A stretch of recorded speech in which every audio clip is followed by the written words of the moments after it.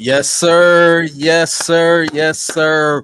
Welcome to another episode of D313XP, episode 21. This is your boy DC1. We got Nomus J in the building. We got Breed in the building, Dante, and we got our special guest, Luke G. What's going on, fellas? How y'all feeling today, man, on this What Wednesday? up, dude? What up, I'm dog? feeling good, man. Feeling good. Feeling good. Absolutely. Feeling good. Absolutely. It's been absolutely. a long time coming to get Luke G on this channel. Yes. Y'all might not know it's my longtime DSA family member here. We linked what's up? back between my team, and we been family pretty much ever since. So, I'm saying, and it's good to have you here, man. I've been on your channel. A controversial person, they used to say I'm really controversial. I'm not. I just simply just tell the truth, and then I watch it grow like a chia pet as it evolves to it. You know what I'm saying? I tell everybody. You should see what he called me then. You should see what he called me. No, I'm just saying. I tell people all the time. I say, listen, I don't give takes that's going to be hot at the moment. I give takes that's going to be like burning real slow Later down the line. Yep. So that's Sound like a plan.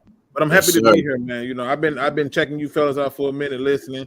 Y'all don't have me through a lot of overtime days, so brother, be going.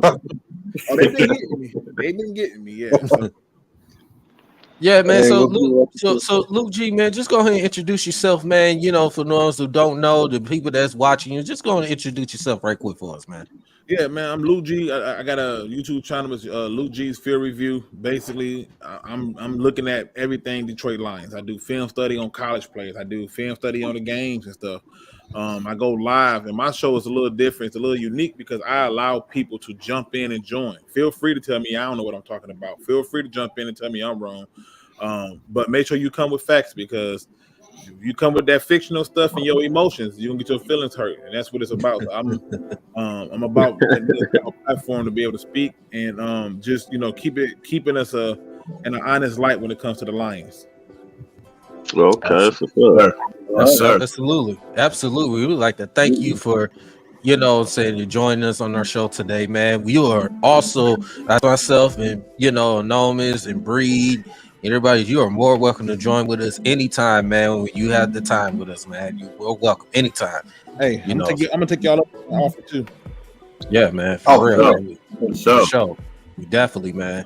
So yeah, man, let's get into it, man. We got to talk about it, man. Let's get a little recap and talking about the last week, Thursday night, the opening night of the week 1 of football. The Detroit Lions pulled it out last week against the Kansas City Chiefs, 21-20. Man, it was a very exciting, man, for us Lions fans out here, man. It was great for us to celebrate that victory, man. We're still celebrating. We're still celebrating it, man. But the way we gotta say this, man. It's long and gone and over with. We got another game coming up. Yes, we do. Let's go ahead and we're gonna recap this. Let's go ahead and recap talking about this victory that we had against the Kansas City Chiefs. Noah, I'm gonna start with you, brother, man. How did you feel? I know you were so excited, man, when that Lions got that win, man. I know you were so excited, man. Go ahead, man. No. Yeah, I literally went on everybody's panel, including DSN that's in the chat right now. Shout out to you and man. I screened on everybody's panel. I did, because I got everything that been happening to us, especially against these so-called winning teams. The cheating from the refs, the mistakes on our end, the blown, and just anything you can think of. The Lions are showing us that they are overcoming all of it, and it's all starting to actually remind me of things that this gentleman across from me has been saying for years. It's all about attitude. It's all about the leadership, man. It's all about the head coach and what he's bringing into these guys, and that's something that we're getting from this staff that we weren't getting from some other guy with a funky beard. That I'm not gonna mention his name. Oh, you talking about Fat Patricia? Yeah. Well, I was trying not to bring that up, but yeah. Okay. Forget that Denny menu reading bastard. He read the Denny menu. He wasn't worried about no plays. I got you. But no, what I'm saying is, man, listen, that win meant a lot to me personally, because the fact of the matter is, it's national TV. you know, everybody, regardless of what happened, there was going to be excuses made for this game. Where the Lions, even at the Kansas City Chiefs were full strength, the Lions were always going to have something against them about it because that's just how it is. Nobody ever wants to believe that the Lions can actually win, and that's why I titled this with our special guest. I titled "Creating the Narrative" because at the end of the day, it's time for us to create our own narrative. Now that we've proven that we can win when we have guys missing. We proved that we can win through the referees' bad officiating. We proved that we can win against the champions and their turf. There's nothing else but you to do to prove yourselves that you can be consistent at winning and start looking at the division and saying, you know what, it's time to start setting standards. We went 5-1 last year. And at the end of the day, it's about time we start making that an average. Like, it's time to start going for 6-0. It's time to start. We went winless in the division before. It's time to go undefeated now. You know what I'm saying? It's time to recreate the narrative. It's time to rewrite. History is written by those who are around to tell it, right? So that being said, when I watched this game, I watched the team. To me, everybody was saying that the Lions got disrespected. At times, I felt we were the ones doing the disrespecting because there was drives on this offense that Ben Johnson didn't do his best job calling, where I felt we know last year, at least quarter of the times on 2nd and 3, 3rd and 3, they would have handed the ball off. They chose not to, and it drove me nuts because I was like, I know y'all could have did better than that. I felt like they were holding back against the Chiefs. I'm not saying they ain't try to win the game, but I feel like they were the ones holding back because to me, you could have incorporated that game a lot better. But I feel like they knew they didn't play their starters, and I feel like Dan Campbell and Ben Johnson both wanted some kind of momentum with the passing game. They always talk about the passing game. They're like, because they know the one thing they can do is run the ball. But they've been trying to find their rhythm with the passing game. I feel like that was the reason why they had that bad play calling. Everybody on this panel know they could have did a better job offensively than that. And I was upset about it, but I understood what they were trying to do. But I don't want to see it again because it gave me Ravens vibes in 2021. It gave me Jets vibes last year. I don't want to see that kind of stuff coming this coming game here, but as far as the win go, I'm excited. But at the same time, I'm not about to lose sight of what we got to continue to do, and that is you got to go out there and put some wins together. There's no finding, shaving the way around it, trying to find loopholes. No, you got to win. That's pretty much what it is. Absolutely, Luke G, man. How you? I know you were so excited about that win, man. Tell me, how was your feeling, man, about this win, man? Tell me, man. Tell the world, brother. I mean, it was expected for me. Like, I picked this months ago. I told them full staff or not, we was winning that game. And the reason I did it was because I looked at matchups. I said, look, they can have Chris Jones, they can have Travis Kelce. None of that's going to matter because the one thing I know that we'll be able to do is we'll be able to create mismatches. Their defense ain't as good as they think it is. A lot of money is wrapped up in the offense, basically on like 2 players. Which is the quarterback and that tight end. And then on top of looking at that, I just, I expected them to come out and have a good showing. Now, where it differed with them 2 guys being out is I had already had us winning by 10 points with those guys playing. I felt like we could have won by more. I do think the play calling was done poorly by Ben Johnson. But I was very excited to see them go out and respond the way they did. I wish they ran the ball more early on. I thought that they didn't run the ball enough. And the biggest thing that annoyed me was I saw so many fans and so many media people who by halftime was ready to lock and load their Aaron Glenn guns up with the Aaron Glenn need to be fire bullets and blame him if we were losing this game. And then when the game get won, it was everything but Aaron Glenn. It was the ball carrier. It was it was everything. And so, for me to see that, I was like, okay, Lions fans, where are you at?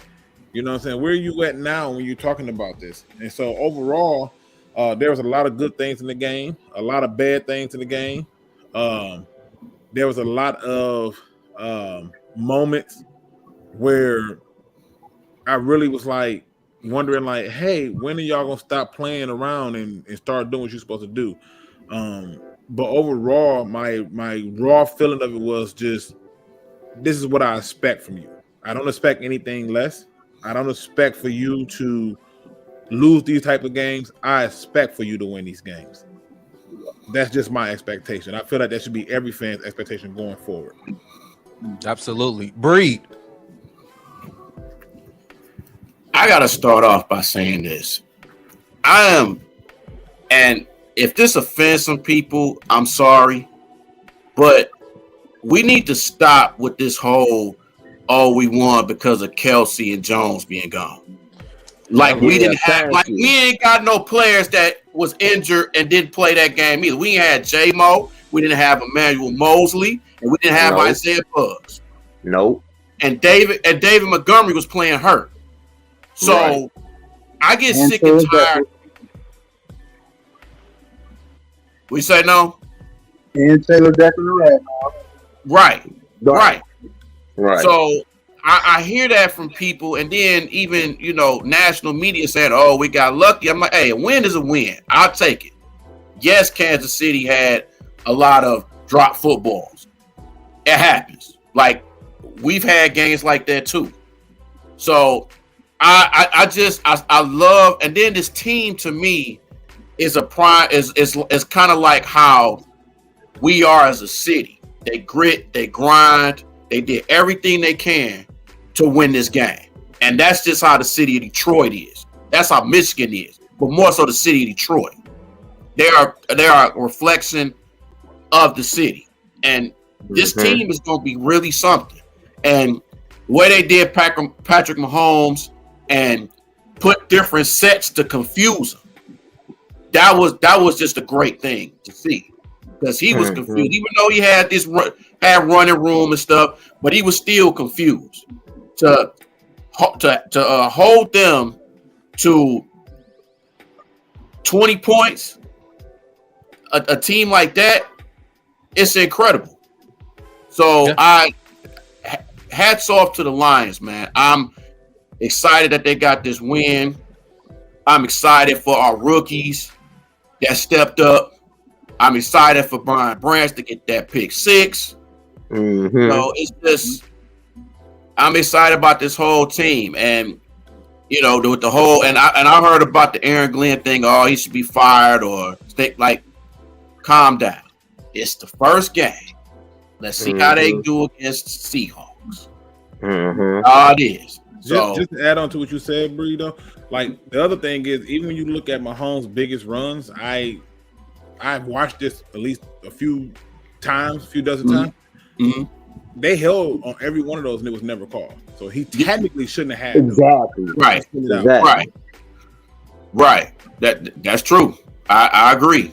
I totally agree. And I don't know why they didn't call penalties on that one offensive line. I know who you're talking about. Like he was. I know who you're talking about Taylor. It seemed like he was jitting every time he was on there. Like, come on, man, stop. Come on. But yeah, just a good win, man. And looking forward to Sunday, which it's gonna be good. Crowd's gonna be crazy, and that's it for me. Dante, man. I'm gonna tell y'all this straight off the bat, and I know Bree, DC, Gnome, and I'm pretty sure Luke gonna agree with me on this. That win for us made the whole NFL, anybody in the NFL, East, West, North, South, it made them take us very seriously. They have to look at us now and say, that's not the same old Lions team we've been versing for decades. That is definitely not the same old Lions team that we've been versing decades ago. And I'm going to tell y'all the two turning factors of that game, the negative factor of that game is when Marvin Jones fumbled. After they spoke on, they had spoke on it before the game, he has never fumbled. And here it is, they jinxed us for him to fumble. That was the bad turnaround of the game. The positive was that pick 6 by Brian Branch. That was the deciding factor then. And of course, David Montgomery did play hurt. Yeah, he did. But he fought through it. I mean, people gonna have to respect us regardless now, man. Everybody gonna have to take notice of us now. Like, and I'm with y'all with that excuse making shit. They can stop, because we had at least 6 players that was banged up, and we got one that's sitting out. So he out on suspension. So I mean, I think them wide receiver boys for stepping up. What's his name? Raven stepped up. Reynolds stepped up. You know, I ain't even gonna talk about Amara St. Brown. He one of the studs of the game because he was wherever you needed him, he was there. Like, and Jahmyr Gibbs is gonna be a problem. He's gonna be a problem, bro. Because if you blink, you miss him. If you blink trying to grab him, you're gonna miss him. Like, period. So I like the win, man. I definitely like the win. I do like the fact that Gardner's our mouthpiece. Crazy as that sound, but I think he did it with this one. This next game situation, I think he overdid it with this one, bro. He trying to have some players. He trying to have some fans get locked up at Ford Field, bro. I'm not even trying to be funny, bro. Like, that's gonna look like you if all the people wearing them masks. And look, I work for Amazon, and they already said the damn masks are sold out. So I'm pretty sure I'm gonna be delivering that shit tomorrow. I'm at Friday. I'm pretty sure of it. I'm pretty sure of it. So, which that was crazy. And I'm gonna tell y'all something. If I see an old Caucasian 80-year-old or 75-year-old wearing that shit, I'm dead, bro. I'm like, these dudes is really trying to get locked up out here. Security gonna be scared, bro. They is not gonna know what the hell to do. They ain't gonna know whether they gotta frisk you or what, bro. They ain't gonna know whether they gotta frisk you. Hey Tay, you know it's gonna be a couple of them that's gonna be wearing that at the game on Sunday. I guarantee. Guarantee. Security guards gonna frisk the shit out their ass. Like, dog. Like, no, dog. You look like you brought your gun in here, bro. Oh my goodness. But yeah, man, you good on that, Dante? Yeah, I'm good, man. I'm happy for the win. I'm still celebrating it, bro. Like, but listen, everybody on this panel made great, valid points on this game, this past game we had, man. Listen, I'm gonna tell you, man, this game, whether it was close, whether it was gonna be a blowout, the Lions pulled the W out. We looked at it like this: the Detroit Lions, a lot of close games we had over the years, we wasn't able to overcome that. To this game, to able to overcome that, it wasn't pretty, but we overcame in the second half, which of course you don't hear national media don't talk about it. When you hold Patrick Mahomes and Kansas City Chiefs to 0-7 on third down, okay, that's rare for a guy like him. You 0-7 on third down in the second half, and you only had them kicking 2 field goals, no touchdowns, 2 field goals. They was up 14-7 at halftime. Get that pick six, tie the game. You're holding 2 field goals. Your defense did their job. They did what they're supposed to do. Aiden Hutchinson was a monster. He was a monster out there. You know, McNeil, all the guys, they was even though they was getting held so many dang on times, it was ridiculous, and the refs wasn't calling it. But we still managed to stay focused, play our game, never gave up, and then didn't give up. Because usually in the past, we give up leads, we blow chances. This particular game, we didn't. Nobody didn't pick us but us to win that game. That's simple as that. The offense, they stepped up. They scored, even though they St. Brown scored a touchdown. Dave Montgomery scored that touchdown, even though Dave Montgomery was playing hurt. But you see the flow of that offense has not changed. It just got better. Jahmyr Gibbs is a problem. Yes. It's a problem for all opponents on defense. It's going to be a problem. Get used to it. He's healthy. When he's healthy, it's going to be a problem. I'm telling y'all that now. This Lions team, we got this win. We took care of business on the road. We had this little 10-day off. We got Seattle. Look, they're banged up. They down 2 of their offensive tackles. We don't care though. As Lions fans, we don't care because we're going to go out there. We're going to get our revenge, and we're going to kick their behind. And What they did to us last year, we gonna do to them worse. Geno Smith, it ain't guy what you think he is. Keep your spirit, bro. Not behind ass. Oh, and Daryl, not to cut you off, you called it. You called it. That last thing, that preview before the game, you called it. You said this. Try to keep Mahomes in the pocket. You say and frustrate him. We exactly did that. I mean, he got a few breakaways where he ran to the outside, but you see what happened. He was frustrated after Tony dropped some passes.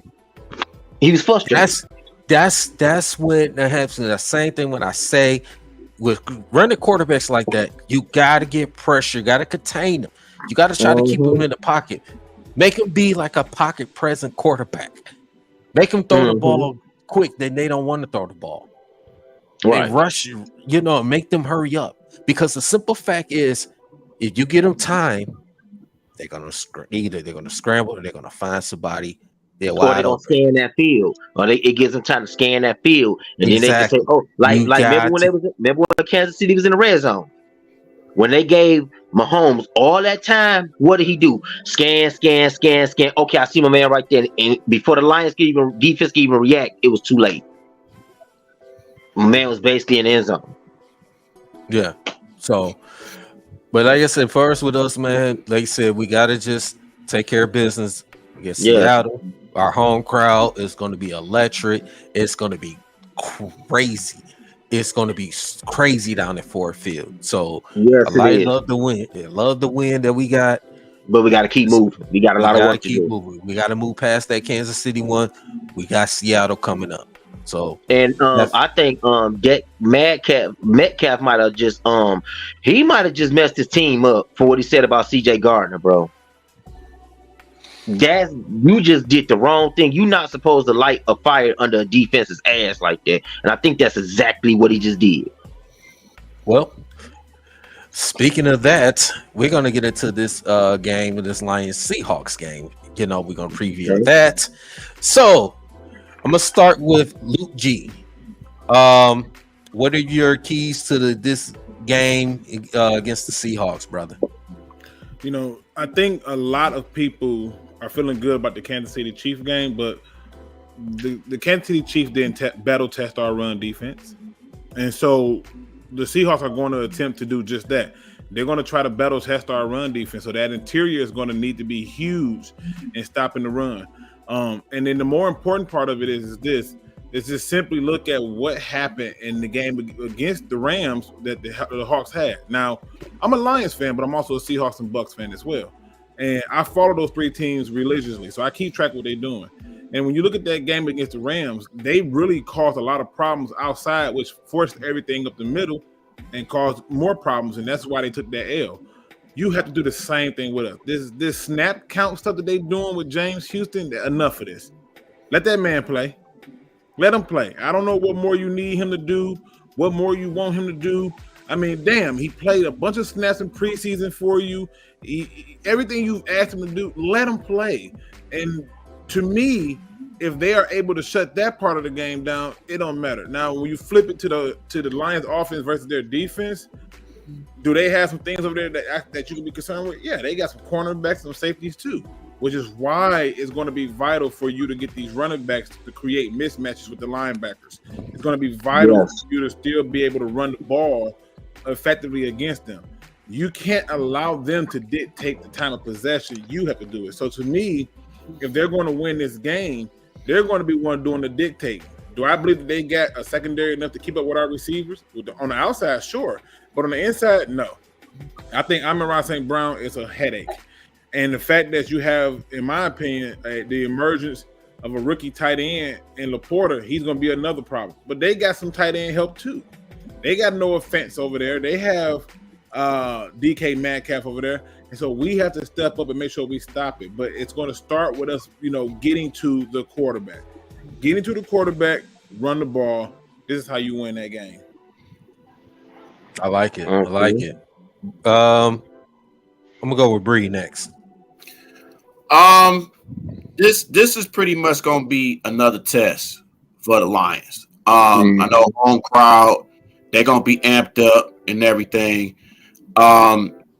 They gotta pretty much do the same thing that they did in KC. You know what I'm saying? They gotta make Seattle one dimensional.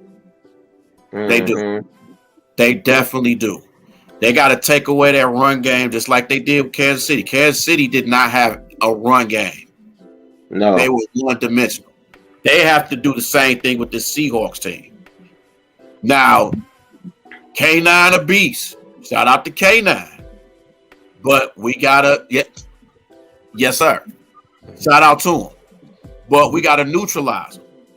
We got to put constant pressure on Geno.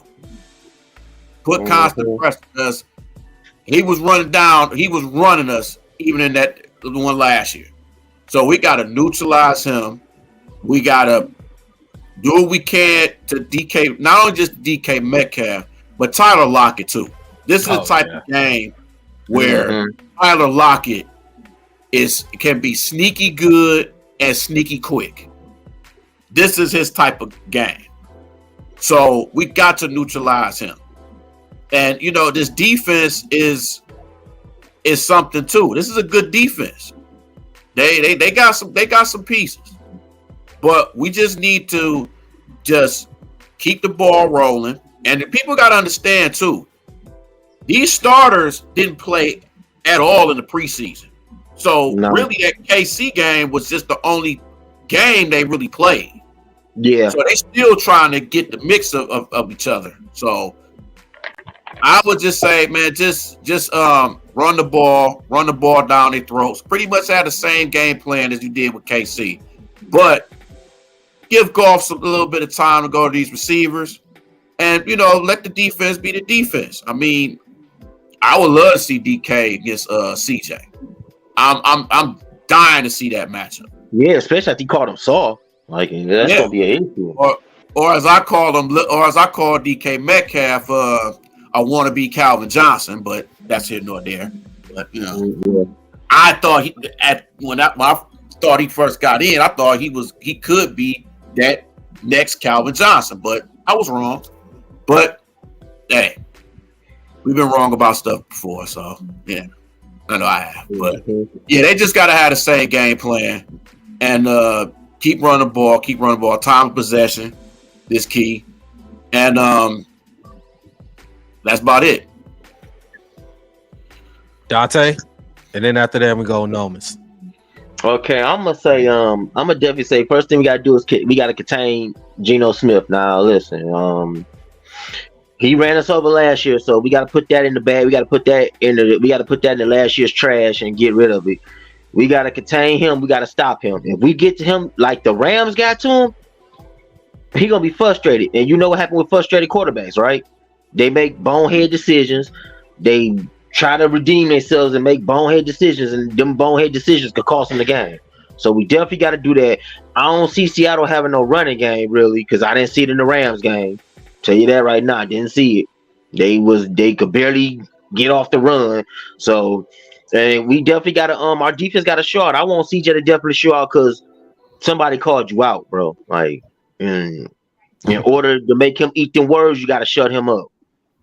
So, I mean, if he shut man, he gonna get inside his head because he's a trash talker. So he gonna get inside his head if he make that first defensive play, he gonna be in my man head he gonna be living rent free in my man head all day. So now I do want to.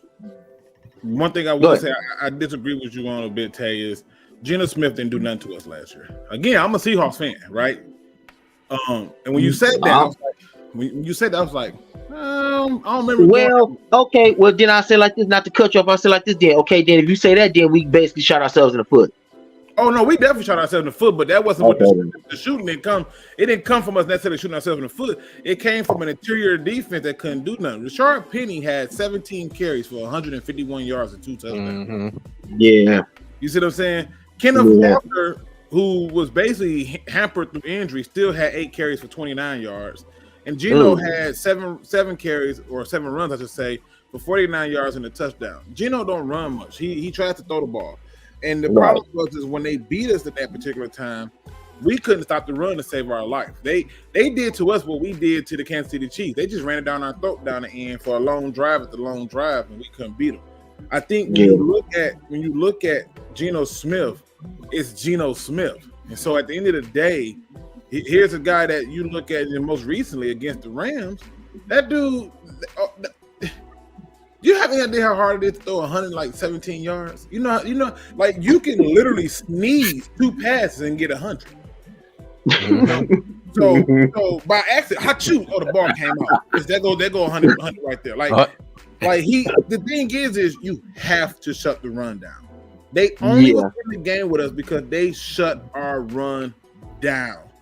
Shut it down. Jared Goff that game had almost 400 yards passing, 4 touchdowns, and what doomed us was that interception. But for the most part, we never got near Geno Smith in that game. Geno Smith was 3 of 30 for 320 yards and 2 touchdowns. He never got sacked once.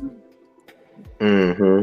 Now, that right there can be remedied real easy because all you have to do now is essentially you just have to basically say, you know what, in order for me to make this different, I'm going to have to put them hands on them. I'm going to have to touch them. I'm going to have to frustrate them. And if you're not prepared to do that, I feel like that's what the problem is. But I don't want people to be thinking that Geno last year did us dirty. He did us dirty in the passing game, but we never got near him. We never touched him. Wasn't like half our defense jacked up too that year? No, actually what it was our linebackers sucked. The Lions fan base went crazy over a undersized linebacker who was meh at best in Malcolm Rodriguez. You had him and Ellis Anzalone. They couldn't do nothing. Rashard Penny had his way. They ran past him left and right. They wasn't filling gaps. They wasn't hitting the right holes. The safeties were having their hands cut off of them because they couldn't do nothing but had to come up close. It was a whole problem, but it started with that front seven. It's just the run defense. That's what killed us. I feel like our whole line was back there or jacked up that year. Shit. I mean, well, the offensive line had issues. That's true. The offensive line definitely had issues, but they couldn't stop a bloody nose, my dude. The fuck. Yeah, but you would think that even with that line being as bad as it was, I mean, they only got 1 sack on him, right? They only sacked him once. But when you look at the number of tackles for a loss, we had more tackles for a loss. But when it mattered the most, when it was at its absolute highest point, they just ran the ball down our throat. That's all it was. They ran the ball down our throat. And you know, we really didn't have an answer for it. This year, it can't happen. No, it can't. Absolutely. That's why I said you contain Geno Smith and you stop that run game. If we do the same tactics we did this game against Kansas, I see us walking away with a dub because we bursted one of the NFL's elite quarterbacks. Yeah, but I also feel like that's overhyped because I'm unconventional. A lot of the quarterback talk is a bunch of BS, right? Unless I see you doing things like Stafford, then I go, oh, okay, cool, right? Because I'm like, okay, yeah. When people say Stafford, when Calvin left, they were like, oh, he finna get exposed, and then he goes out and have a better season without him. I was like, all right, you can't argue that. And then, you know, for the longest, Lion fans were screaming, hey, if Stafford go to any other team, he'll win a Super Bowl. He goes to another team, win a Super Bowl, and everybody goes, I screamed that. You know, they say, oh, he had a better team. And I go, that man had 1 target in the Super Bowl. They knew he was going to him, and there was nothing they could do about it. Pass after pass on a clinic. So I'm just making the point like when I look at Patrick Mahomes, I've watched a number of Super Bowls where he was the main reason they were struggling. He was the main reason they were not succeeding. He was not performing well. But because he performed in the fourth quarter, everybody forgot the first 3. They forgot how he got the team behind. They forgot some of the things that he did. And so when he came into this game, the same way people was hyping up Josh Allen, I was like, these people are good because there's talent around him. That man had the league's fastest receiver, the league's best tight end. He had an offensive line. He had running backs. People forget he had Kareem Hunt. He had Damn, what happened to Kareem Hunt? Yeah, you know, he's somewhere else. He happy, I guess.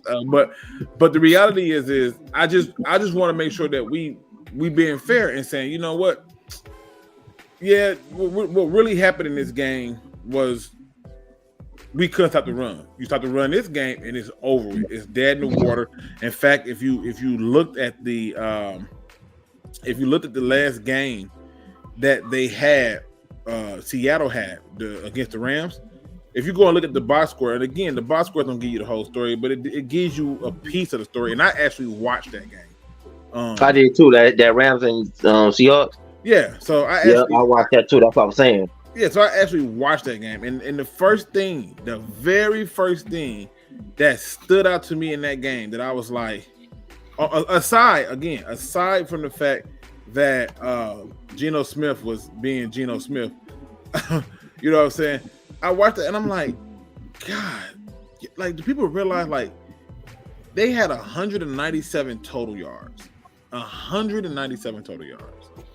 Mm-hmm. That's almost next to like that's, it seems like not that big of a deal, but it's a huge deal because your quarterback, the moment they couldn't run the ball, your quarterback spirit was gone. And that's all I'm saying. I want us to take the spirit away. That's all I'm pointing out. Take that spirit away, get the win, go 2-0. Then you got the Falcons next. The Falcons next. That's gonna be something to watch too. You know, that shouldn't even be nothing. That shouldn't even be nothing for us to be struggling with. But you should be really having a strong start. Early on, you know, with this thing and going into that second quarter with a winning record. That's all you can really ask for at that point. And I'm gonna tell you, I'm gonna go back to that Super Bowl game that year that Stafford won the Super Bowl. I was the first one screamed that shit because I was like, if he goes to another team, if he goes, and I didn't think the Rams would pick him up, but I guess they were smart on it. They was like, we need a quarterback. He's the missing piece. Boom. Now I did when he won his first playoff game. I said, okay, Stafford, you did something you couldn't do here. You won the first playoff game. Okay, cool. When I think he had to go against Tom Brady and the Bucs, I'm like, all right, Stafford. That's when the Bucs stop here, bro. Like, but then when he beat them, I was like, oh shit. And I like he gonna make it. And then, no disrespect to my cousin who plays for Cincinnati, I was definitely like, y'all ain't gonna beat them, bro, because they ain't got no offense. The Cincinnati ain't had no offensive line, bro. Ain't no way in hell Joe Burrow should have got sacked over what 8 or 9 times. I think it was 10. I might be off. Yeah, he was getting sacked. But you gotta look at it too, man. With that Cincinnati team, man, they won some games with that horrible offensive line, and the difference was that the games they won, Tennessee was the number 1 seed at that time. They wasn't that great, right? Kansas City, turnovers, in the second half killed them. And they was Cincinnati defense was getting pressured on. Yeah, see, but the thing is, Tennessee was one-dimensional. They was a running team. They couldn't pass. No, they was their whole play was Derrick Henry. Yeah. Mm-hmm. I mean, it's a good play if you ask me, but I get your point. Yeah. Oh yeah, absolutely. I want to say this right quick before Noam give his take, man. I want to say everybody will get a shout out to everybody that's on the chat, man. Michael Banks, boot up. Boot up. Yeah, on the chat, man. We got Kurt Steele in the building, man. On 16, of course. What up, y'all? What's up? Yeah, Kurt. Yes, sir. And we also got DSN, Dynasty Sports Network on the chat as well, man. So Retro Recap, he was on the chat a little earlier, man. So we definitely, and Final Countdown guys, that was in the chat as well. So man, we want to give a shout out to everybody that's in the chat. So quick, man. So man, appreciate the love and the support. Yeah. Yep. Guys out there, man. What's good? What's good, Hitman, we ain't heard from you in a minute. Ray Moore in the building, man. So we definitely get shout out to our guys in the chat, man. So yeah, man. No, it's your call, brother. All right, so I'm gonna put it to y'all like this. No, the part of it, don't tell me y'all can hear me. We can hear you, Don't bro. tell me I can hear you. No, we can. I was in this damn sprint. I was in this damn sprint. Hey, no. One thing before I let you go. Where's your Cheez-Its and your Modelo? Damn. Listen, bro, I ain't listening to the story yet. I ain't listening to the story yet, okay? I'm busy around. That's because I got the sun tips. I got the sun tips, right? I ain't had a chance to get it yet. I ain't had a chance, man. I ain't had a That's because chance. he ran into that wall before he got there. Oh, here y'all go. Anyway, man. Go ahead, no.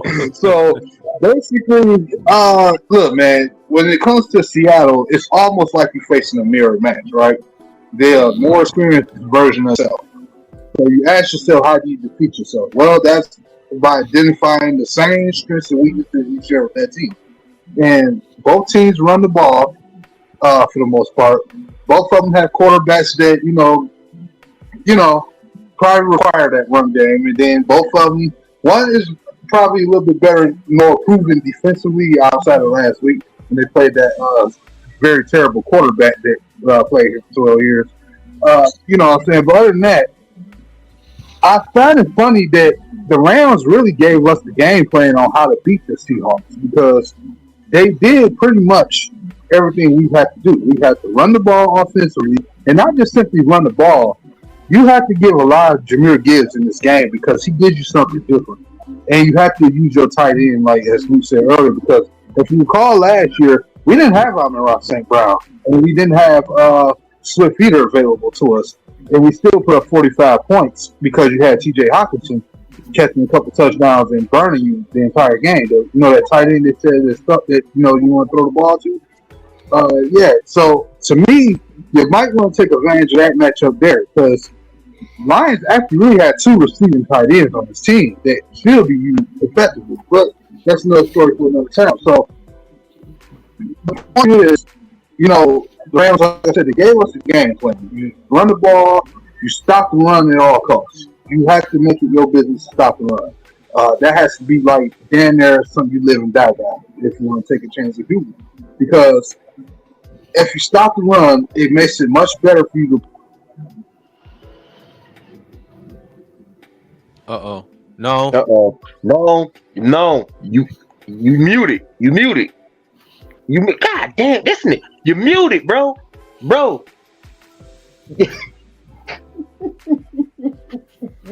And this moment of sign language is brought to you by StreamYard. Cause no ass ain't paying no attention. Look, he glad. See, he ran into that wall again. Y'all told me. I know him get when he run into the walls, bro. Mm-hmm. Noam didn't pay the light bill, so it's just he didn't pay the light bill.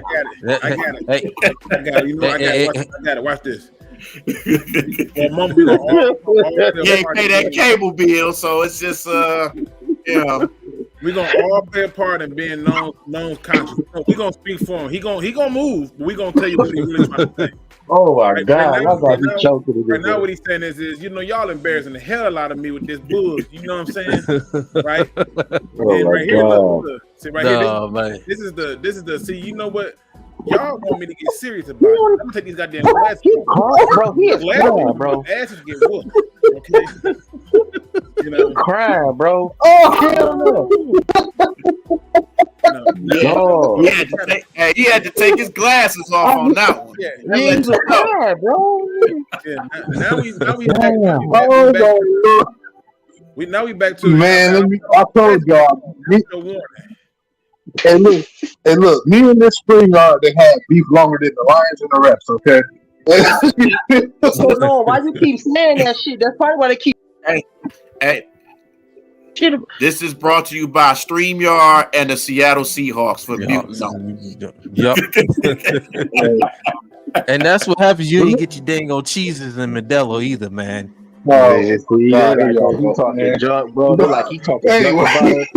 So like I said, man, we was warned about a rookie named Kobe Turner, how talented he. Mm-hmm. Mute it again, brother. God, dog. Mute it again. No, bro. You muted. You can't talk. We can't hear you. Look, this is what he's saying. Look, he's saying right now. He going. I knew I should have called that girl and went over there tonight instead of coming on this damn show. Right now, look, see that right there. He had that look. He going. He like, see, this is what I say. This is how when you pick homies over hoes. You just pick one. She should have came with my money. She must didn't know my name is no Miss. I'm gonna play it off because you see, no matter what they want, I'm gonna get that girl tonight. So I'm gonna play it off, act like my stuff ain't working. I can at least say I showed up, but that girl, she told me she was strange. Oh my Lord, yo. Anyway, man, like I said, stop the run, get pressure on Geno because it's at the end of the day, it's not Geno you gotta worry about beating you, it's the rest of his team. You know what I'm saying? That's what you have to stop. You guys, by stopping that run game, it's like taking away Seattle's, favorite toy that make them go to sleep. You know what I'm saying? Like they live and die by the run in Seattle. That's been their strength for over a decade at least, if not longer. They won the Super Bowl because they had a hell of a run game, and they've been trying to find that ever since Beast Mode left. And now they got it with K9. So you take him out, you make it your mission to take him out. I'm gonna need to see a lot of I'm also need to see some Joshua Pascal, and I would like to see a little bit of Levi, because Levi played well at times too. And linebacker-wise, you might want to roll with Burns and my man Jack Campbell, because you come out there with Anzalone, it's going to be a long night. I'm just saying right now. You might want to come out there with D. Burns. And I got to add this, and no, I got to add this, and I know everybody going to feel the same way I am. Through all circumstances, I don't care what the score is, please do not put Will Harris in the game. Thank you. I'm so agreeing with that shit. Please don't put him. I'm doing an APP on it. Do not put Will Harris in the game. Man, they shit like him in the cage like they did my man on for the Rookie of the Year movie, bro. Remember when that dummy locked himself in the locker and he had to end up standing that bitch the whole game? Do that to Will Harris. Just lock him in a locker room and don't let him out. Yes. I mean, we really want to get down to the nuts and bolts. We really need to be trying to figure out why he's still here. You remember the scene and what's got to do with it when Ike's wife found out about Tina and why is she here? I'm trying to figure out why is Will Harris still here? And okay, let me ask you. I'm gonna answer that, Bree. I'm gonna answer that for you. Years and years ago, we've had shitty corners. Like we had Nevin Lawson, kept his job so long. He was long overdue and still had a job. Mm-hmm. We had what's my man that just went to New York? What was that guy that we just got rid of? He went to New York. No, hold on. Nah, Monty was solid for like 3 years. That final year he was injured. And I hate for him. Hold on. No. If he was so good, why did the Giants let him go? Because that's a good question. In the preseason, there was a particular game that he had where if he hauled his butt over there, he would have made the tackle. And what he did was he treated it like a preseason game and didn't run over there. But the reality was he was decent. He was very decent player for us. It's just that when you're going through system changes and people are using you in different ways, you're gonna play different. I'll give you a perfect example, right? If you look at Kyle Van Noy, I remember when we had him, he was trash. All he did was go on and get Pro Bowls and Super Bowls because he was finally put in a position to succeed. You flip that over, Michael Parsons, when he came into the league, he was an inside linebacker. He was okay, but they soon realized he was so much better as an edge rusher. And the story goes on further. Arizona Cardinals, Hassan Riddick. Over there, he was hot garbage. On the Eagles, he was very serviceable, right? So when you're used right, that's what it is. And one of the things that Glover Quinn always talks about is they draft players, but don't never use them the same way that they brought them in for. Exactly. Okay, I agree with that. So, but come on, Luke G.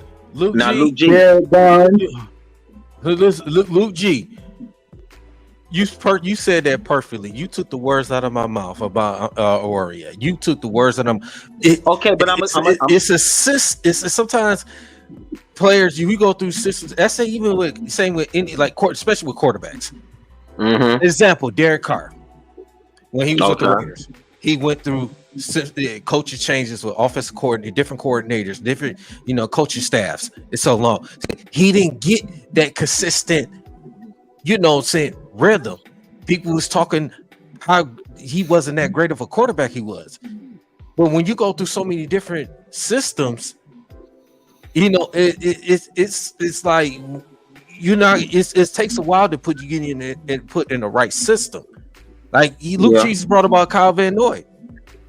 Yeah, say, he wasn't that great, but we got with the Patriots, he was in the right system. He was the Pro Bowls and Super Bowls. It's all about the system.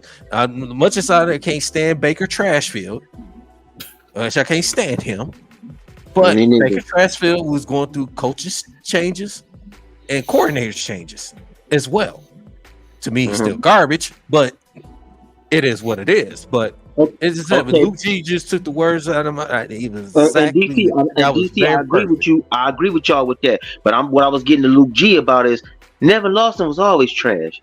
No matter what system he was running, he went over to the Las Vegas Raiders and still sucked ass. How the hell you do that?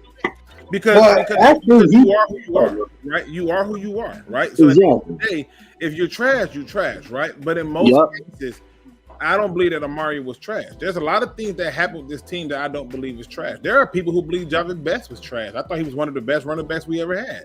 Absolutely. There are people who thought Kevin Jones was trash. I can go down the list in the history of people that they thought was trash, but when those players went to other teams, they was great. But I can give you the flip side of that, right? So many Lions fans, so many of us, and me not included, because I don't value receivers that way. So many Lion fans did not want to see Kenny Galladay go. Over here, he balled. New York Giants, he didn't. He didn't. Now he's not even over there. So at the end of the day, you're retarded. You look at it, and you see that this can happen to anybody. You have to be able to be put in the right position, and you have to be able to do it. Like, for example, the first game of the year, DeAndre Swift on the Eagles, he gets 2 touches. I can't say he trashed because they don't give him the ball. So, and I thought he was great here. I didn't even want us to trade him, to be honest with you. I didn't either, but no. But again, I don't want to harp on, like, because this is the thing that we do as fans is every time somebody leaves us, we act like jilted lovers, and now all of a sudden they stink. I know there's a little clip where this dude had a rap. He like, I hope you fall down the stairs and you break your neck. And he just so upset that he done broke up with her. And that's what we do to our players. When they hear, they're the greatest thing. They have reinvented the wheel. They're the light bulb. And then as soon as they're gone, we hate them. They stink. They vaginas was loose and everything. We come up with every excuse we can come up with. That's a good analysis, but I'm gonna tell you like this. I was never keen on Nevin Lawson. I was never keen on Nevin Lawson. He was ass when he got drafted. I was keen on Will Harris. I was, until I seen him start playing like shit constantly. And I'm like, dog, no, this ain't it, dog. I don't think none of these guys go anywhere and make it better for themselves. No, like Teez Tabor was trash. He got smoked by a rookie named Bibi, bro. I'm done. Teez Tabor is another one of those ones that I think was brought in, and they didn't want to believe Fat Meat was greasy. And it's hard for me to judge any player who was under Matt Patricia, who I wanted fired at the one game. So I'm just saying. Yeah. No, I feel you. Like, you have to be able to see it in a different perspective. And like I said, people are going to be who they are, but this Lions team has that talent. And here's the other thing about people like Will Harris. He's dirt cheap. I hate to say it, but he's dirt cheap. And sometimes, he's dirt cheap, all right. Ain't nobody gonna pick his ass up, cut him and put him on a practice squad. I guarantee you, in the next 6 months, the only way he would get picked up is if they ain't got no bodies over there. He's available. That may be the case, but the bottom line is in a league where they recycle the most average of math players. Josh McCown has played for damn near all 32 teams, and he is nowhere near good. So you're going to have that happen. I don't want people to ever get caught up in the idea that if he was so good, he wouldn't have been traded. If he was so good, he would have been here. It's not that. It's just that at the end of the day, when you look at a lot of the things that goes on, that lends itself to say, you know what, this player was never going to succeed here. My problem with Will Harris is very simple. It's like you said, either you are or you're not. He wasn't good as a safety. He wasn't good as a corner. He shouldn't have never been here, but he's cheap and they like the cheap player. And sometimes It's his fundamentals for me. It's his fundamentals for me. I don't think he knows what he's doing. I really he doesn't know what to do.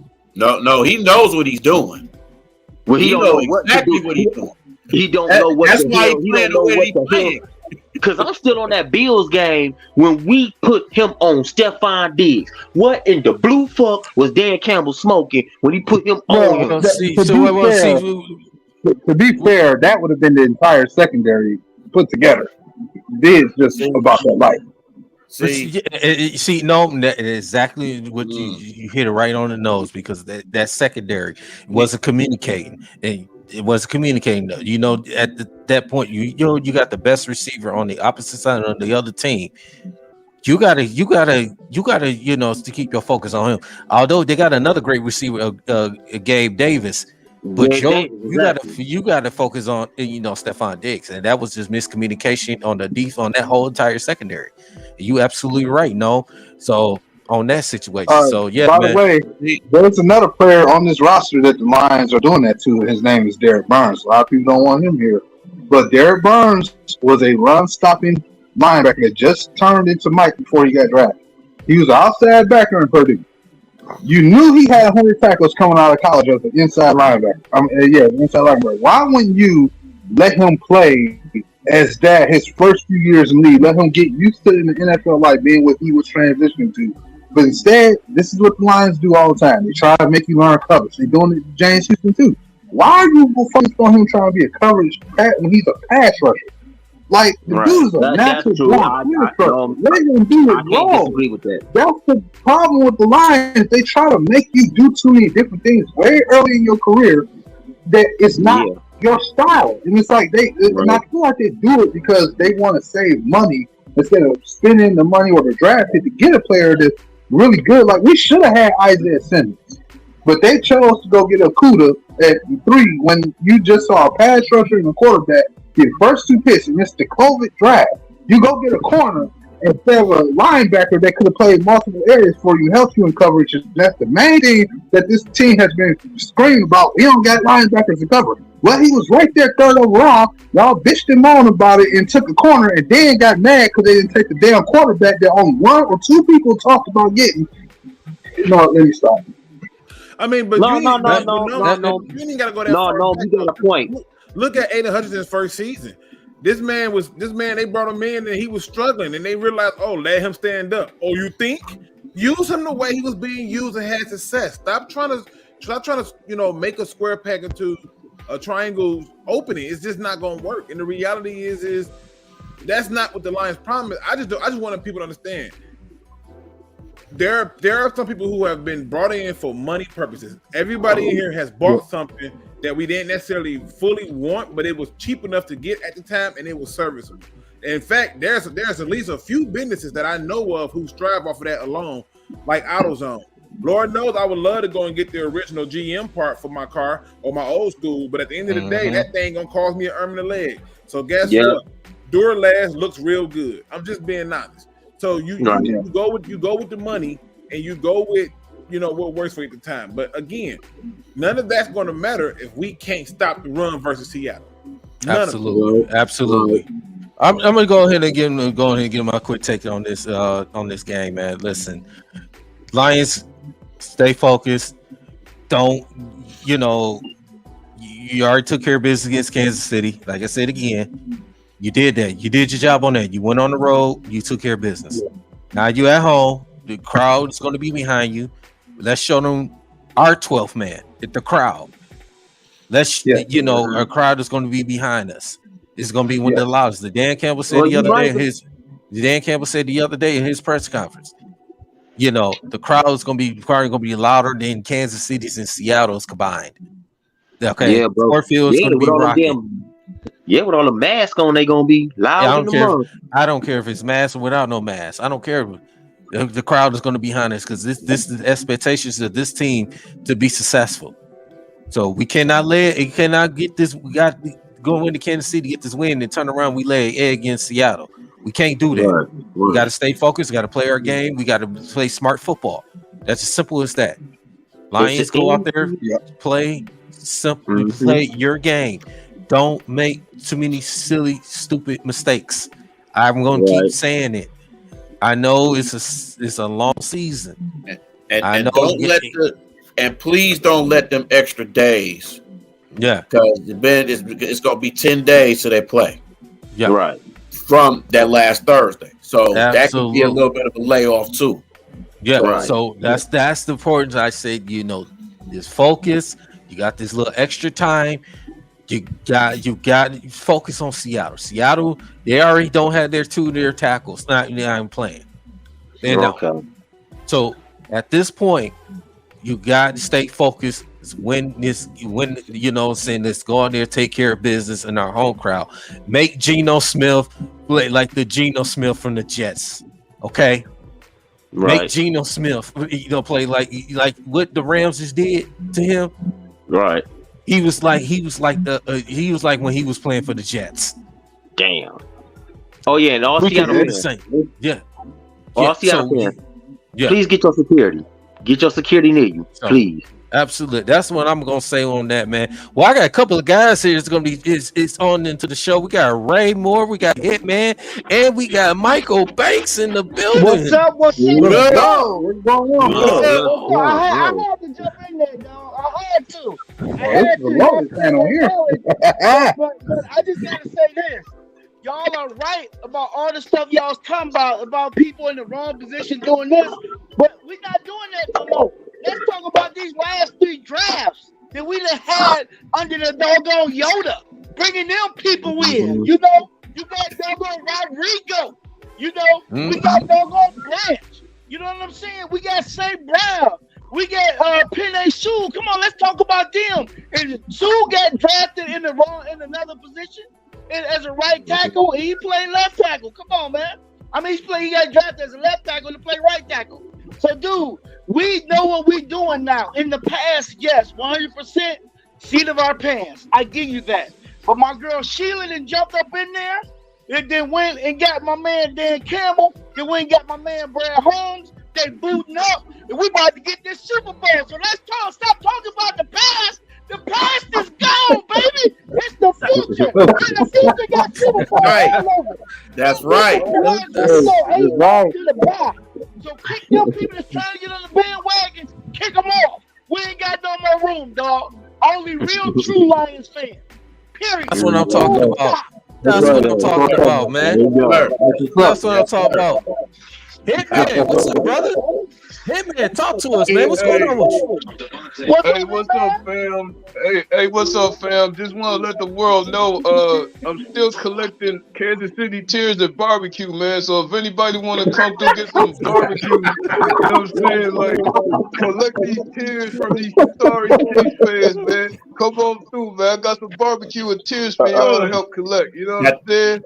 As far as Seattle goes, man, I see a ski mask convention on deck, and DK Metcalf, man, you done put a hit on your own legs, bro. Your legs and your calf. Yeah, I'm talking like this. Because real talk, man, it's about to be cops and I'm real talk, man. It's about to be cops and robbers on the field, man. Because somebody's legs about to get robbed, and his name is DK Metcalf for opening his stupid mouth, calling one of our players soft, and you know we gonna ride for CJ in them doggone stairs, man. It's gonna be a ski man school convention on Sunday, man. Rob his legs. We gonna bite his kneecaps, baby.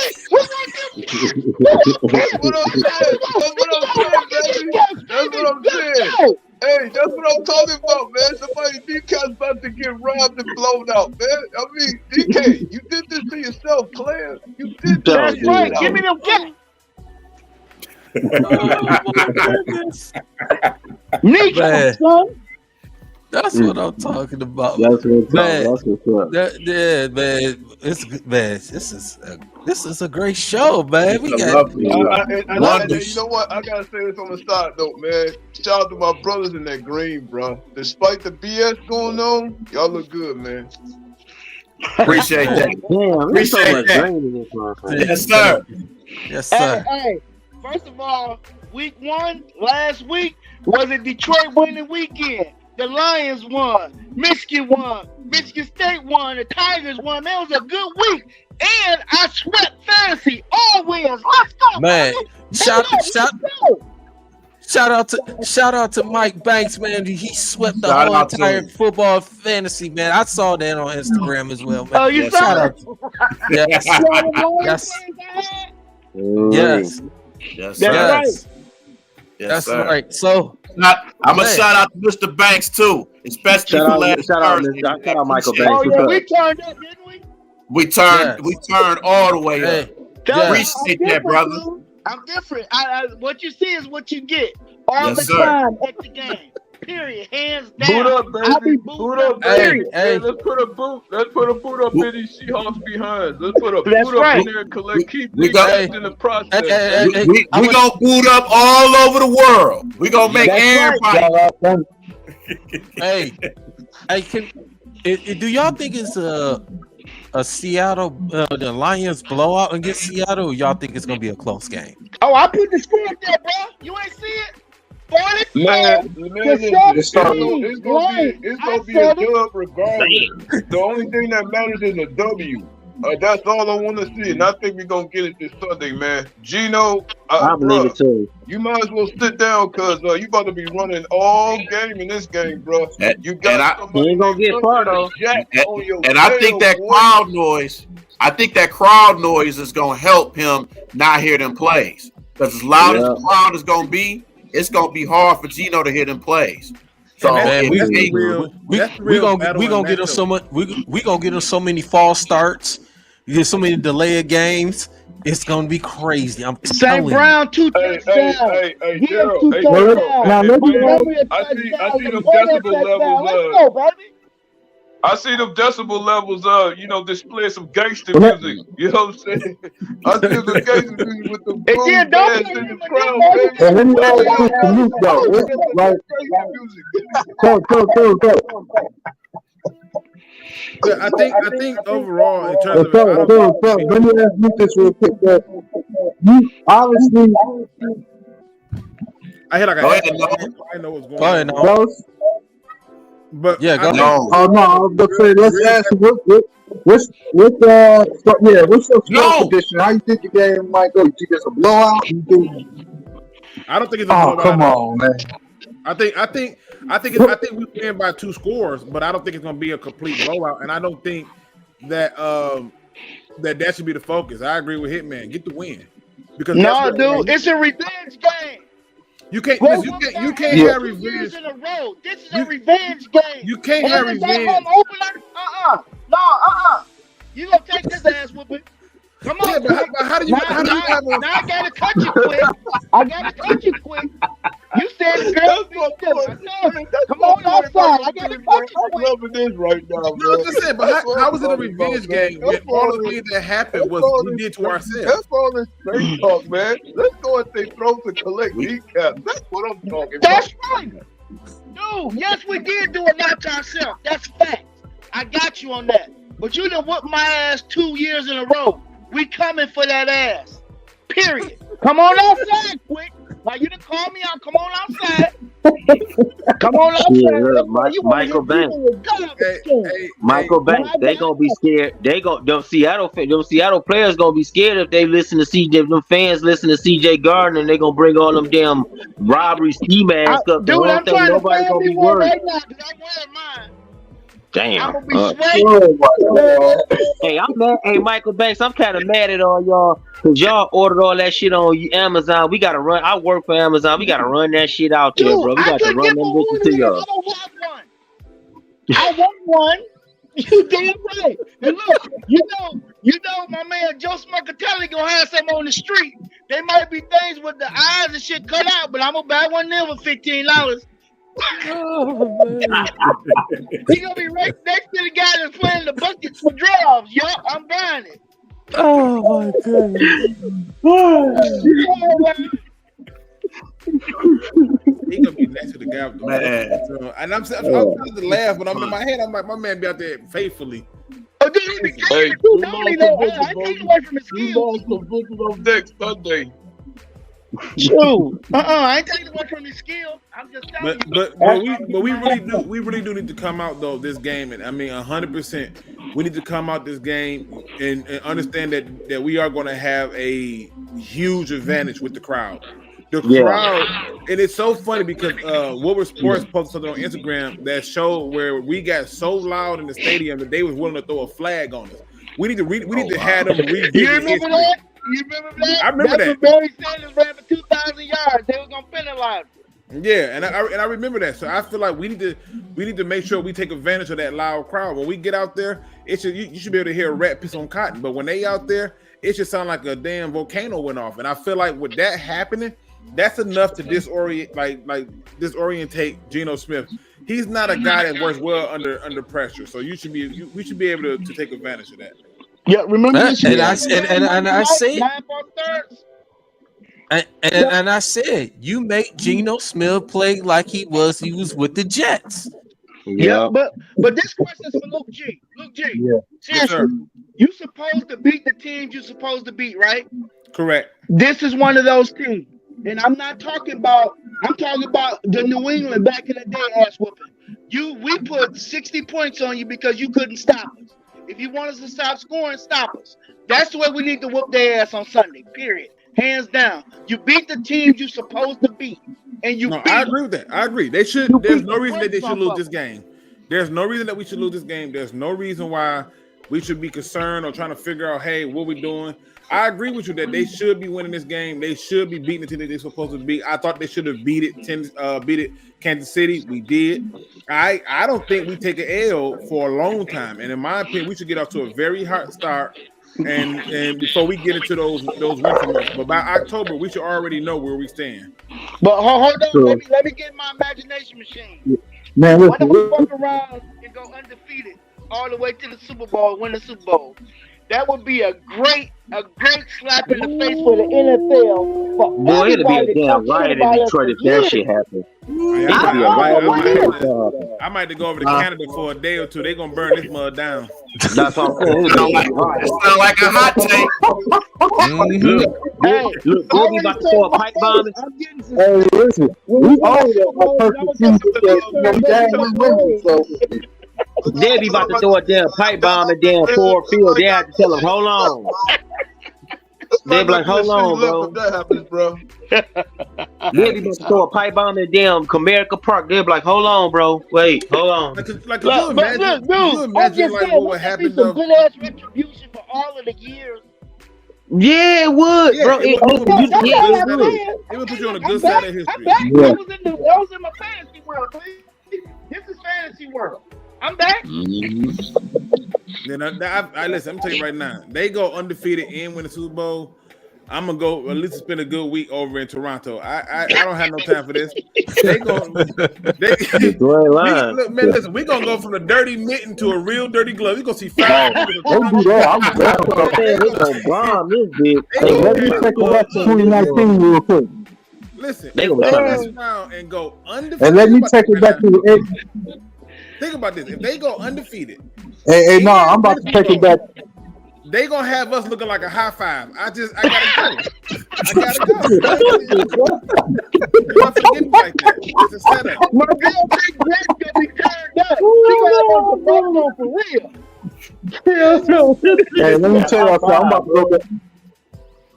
Hey, I'm going back to the DSO days with this one. If they go undefeated and win the Super Bowl, I'm gonna have me a woman tonight. That's gonna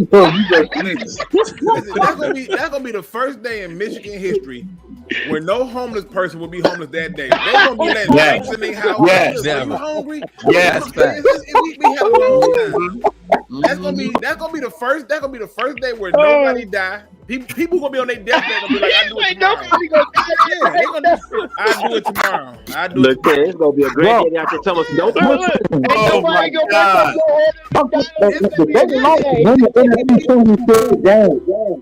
It's gonna be people thinking about robbing other people, but only robbing to let them know, hey man, you might want to lock that door. I just want to show you how vulnerable you are. It's gonna be different. Give them that back. Yeah, it's gonna man. Listen, all them guys that be at the top of tickets, they're gonna be giving them for free, like tickets for free. It's gonna be so different. It's gonna be like the first time where everybody just like it's gonna be people like literally actually going to bathrooms instead of pissing on the streets. It's gonna be so different. Police gonna be sitting there looking, trying to figure out like, are we gonna be out of a job by tomorrow? They gonna be parking out MD22. Yeah, dude, it's gonna save. It's saving lives. Disco. Bro. Hey, Why I'm just telling you, man. And it's already bad. It's already bad enough that it ain't enough police already. Just imagine if all that happened. They gonna be able to and the National Guard ain't gonna come save either. National Guard gonna be partying too. Listen, DC, you sound crazy still. Hell no, they gonna be gone. They ain't even gonna show up. That's what I said. The National Guard, ain't gonna save. The National Guard ain't gonna be around. Shit. What? Hey, Breeze. Watching the game. Yeah, Breeze. They gonna call that motherfucker like we need help. He gonna be telling us, bro, I'm kicked back at home in the safety of my home. I'm not going out there. It's gonna be people putting themselves in jail. Like, man, I don't want to fuck up everybody else's fun. Exactly. Yeah, but just think about it though. When I'll never forget this, bro. I remember when the Pistons beat the Bulls.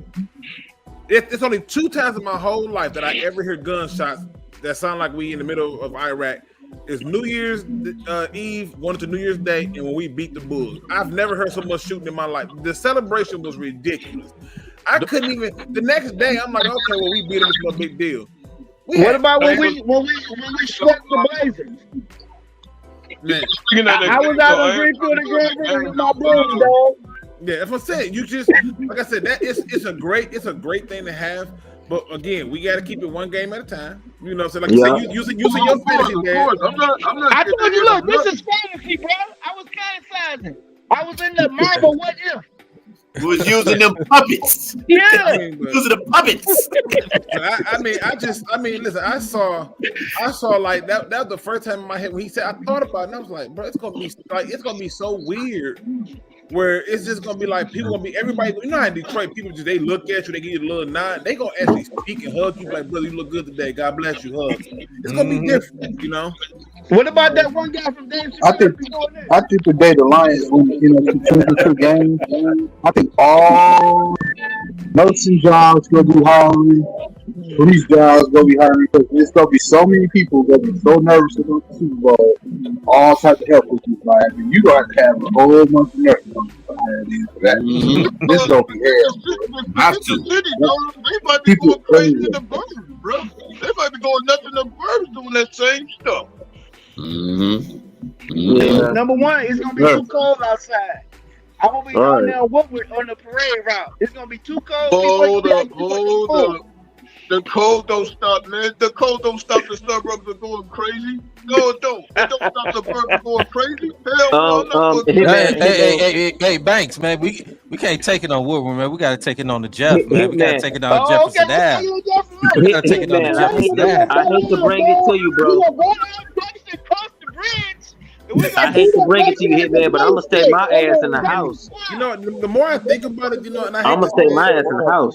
I hate to say this, but the more I think about it, if the Lions go undefeated, because that would be the greatest season of all time, and win Super Bowl, the Detroit Princes are gonna have to just go ahead and undock and take their ass on the other side. It's gonna be the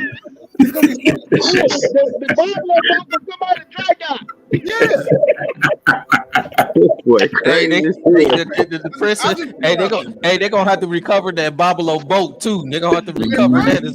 Damn, they gotta dig that motherfucker. They gonna have players on Mac and be with. Oh hell no! I'll stay far away from that motherfucker. Hey, it's gonna be good. But I will say damn sure get robbed on Mac and B. I will say this: when looking at each game that's coming up down this stretch, like you just look at the schedule right now, and this is just me being honest. Where do you really see them losing at? Like early on, like for real, for real. I told you they're gonna go into the bye 8-0. I told you that. Again, is that possible? Yeah. Yes, absolutely. Absolutely. Possible. But the reality is this: there are certain things that change outcomes. Injuries is one of them, right? Yeah. I'm pretty sure that they had high aspirations for the Jets, and then things got real when it got real, right? Yeah. Then when Ken Rogers got softly tackled and hurt. Well, it wasn't a tackle. It was just, No, it just popped. Achilles are just weird, man. Like, it's a muscle. Yeah. Like, people don't realize this. Your voice box a muscle. Your brain's a muscle. It's so many muscles in the body, and stuff happens all the time. Like, people have strokes and don't even know why they do that. So, Yeah, dude, I tore my Achilles in the military, so I understand. Shit. he probably wasn't doing nothing but walking. So I understand. But when you look at the game, you talking about, like you said, the bye week is week 9. Maybe Baltimore. That's what I was thinking. Or maybe the Cowboys, but I don't think we losing to the Cowboys. I don't think we losing to Baltimore. We don't play the Cowboys until week 7. Probably the same. By the way, I'm glad y'all mentioned Cowboys. We are destroying the Cowboys this year at all. The game I want to see is going to be with the Chargers. That's going to be a shootout, boy. That's going to be a good one. Yeah. The Chargers. I don't know. Chargers just got spanked by somebody. Yeah, they lost to the Dolphins. They just Miami. lost to Miami. Tyreek Hill went retarded that game, boy. Yep. Yeah, they lost that game. Yeah. But yeah, man. But Luke G. I want to put this out there really quick then, because I got it. Like I said, I do got to get up kind of early, man. This is a good time to be a Lions fan. Like I said, I told people off rip, do not let the media deter you from the hype train. If you need some motivation, I'm the conductor. I'm gonna get you back right, because I think this if not now, when? Because there is no way around. Bless you. It has to be now, because everything lines itself up for you. You're going to go against the Seattle Seahawks at home. That should be a win. Falcons at home should be a win. Green Bay, I know everybody's all feeling good about Green Bay, but let's be honest, there wasn't a single thing that defense did good with the Bears, so that should be a win. The Panthers, I'm sorry, they so busy trying to feature Bryce Young that this ain't gonna go well. Tampa Bay, you know what I'm saying? I get it. They got Ty Bowles. Tell us how you really feel, Luke G. And they got ass butt crack. I don't see ass butt crack winning no fucking game. They need a running back. We're going to have to pray for their running back. And then on top of that, they got their own little problems going on. So, like I said, just know, people, this is the best time to be excited for this team. And if you're not locked and loaded in on this team, man, then I'm with my man. I'm with my man Mike, man. You just go ahead and leave. Bye. Exit stage left. We're not gonna call the Sandman on you. We're gonna call bodyguards to toss you out on your neck, because you don't deserve to be here. We want real fans who care about it, and that's just the reality of it. Absolutely. Hey, how many people got to work and there wasn't nobody waiting on them? I couldn't find nobody when I got to work. If we would have lost, they'd have been lined up to say something. Yeah. Yeah, so it's just one of the things, bro, where you look at it. But it's gonna be a while. To me, yeah, everybody don't got to join me. I've always had weird views that people didn't get with, because I've never went with the group. I went with what I saw. It should be a very long time. At the very least, we should be 6-2 going to the bye week, or if not 8-0. Seriously, or 7-1. 7-1. Well, my thing is, Dan Campbell got the coaching staff to keep us grounded so we can go undefeated and win the Super Bowl. I'm just saying. Yeah. To keep us grounded. That loss, y'all don't understand how important that loss was in preseason. Absolutely. That shit locked them on. Trust and believe. And I'd rather lose in preseason than during the regular season. That's absolutely. why I'm telling you. Don't be surprised if we go 8-0 into the bye. They are locked on. Absolutely. We went 1-3 in the preseason, right? And the year that we went 4-0 in the preseason, we proceeded to go 0-16. And now you look at it now, and the reality is this: none of that stuff mattered. The preseason didn't matter. What mattered was when the game came down to it, did you keep your discipline? Did you keep your poise? Did you stay where you were supposed to stay at mentally and emotionally to get it? They could have got down on themselves. You know what I'm saying? But they didn't. That's what happened to the Giants. That's one thing happened the other day. Got down on themselves and there was nothing they can do. So they got in quicksand. They Man, they nervous. look like dog shit. I ain't gonna lie. You can't never get like that. And They gave that bastard Jones $160 million to give fucking New York a donut against the Cowgirls. Hell no. And the scary part is this. This happens too often to the Dallas Cowboys, and they be going home by week 1 of the playoff game, so it don't matter. So Hey, Luke, that New York game, God tried to help him out. God tried to help him out. God tried not to make it storm. When he see how bad would it be gets, so he was like, befitting fuck that the this, Lions man. got the Cowboys in the playoffs again. We would be. He was like, the I hell can't this, wait. man. I can't wait. But like I said, you right about this, Luke G, and I want you to go with this, all right? So, you go. Luke, I know you said Enjoy the journey. Because come February, I want you to look back on this, how we enjoyed the journey. That's what it's all about. Because this is our year. You can philosophize, say the stars lined up, the NFL gave Sheila the winky eye, whatever the hell you want to say. Reason being is because the doggone draft was where? In Kansas City. Why? Kansas City won the Super Bowl. The draft is where this year? Detroit. Detroit gonna win the Super Bowl. And why I come up with them trends? Well, Tampa Bay was the first team to win at home, right? Super Bowl at home. The very next year, the Rams won at home, right? The NFL is a pattern. That's my pattern. That's what I'm sticking with. That's my pattern. Me and Jack Daniels agreed to it.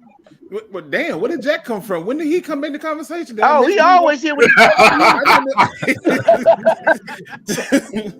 I didn't know Jack was in the building. Shout out to my man Jack. Always in the building, bro. Shout out to Jack and his favorite friend, Crown Royal. Okay, I got you. Listen, gentlemen, it's always been a pleasure. Like I said, I just gotta get up way too early. So. Well, Luke G, I've always wanted to talk with you, man, because I be watching your show, man. Much respect. I can't wait. I to appreciate meet you. in I'm person. gonna get you on there, man. I'm gonna get you on there so you come in and we can talk that talk, man. I just, work has been a beast for me, brother.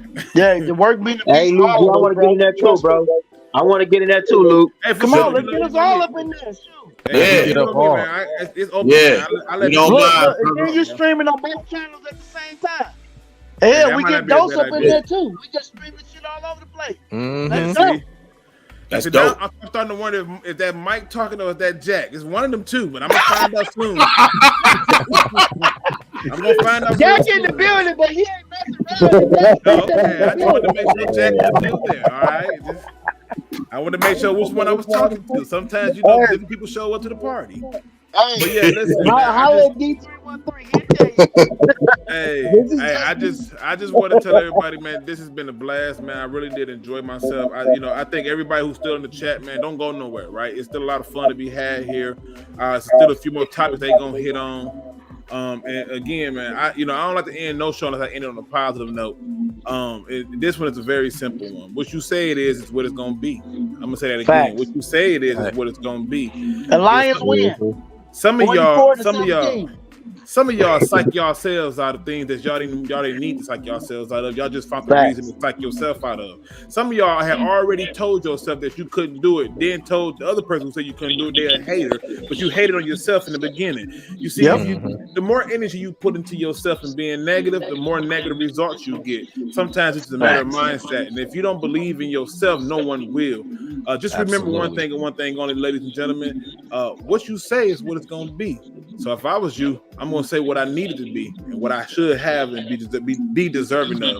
That being said, man, ladies and gentlemen, I got to get up out of here, get up mad early, and as always, don't be no chump. Please do your absolutely, research. Man. We appreciate you, brother. Boot up, man. Take care. Boot up, bro. Woo!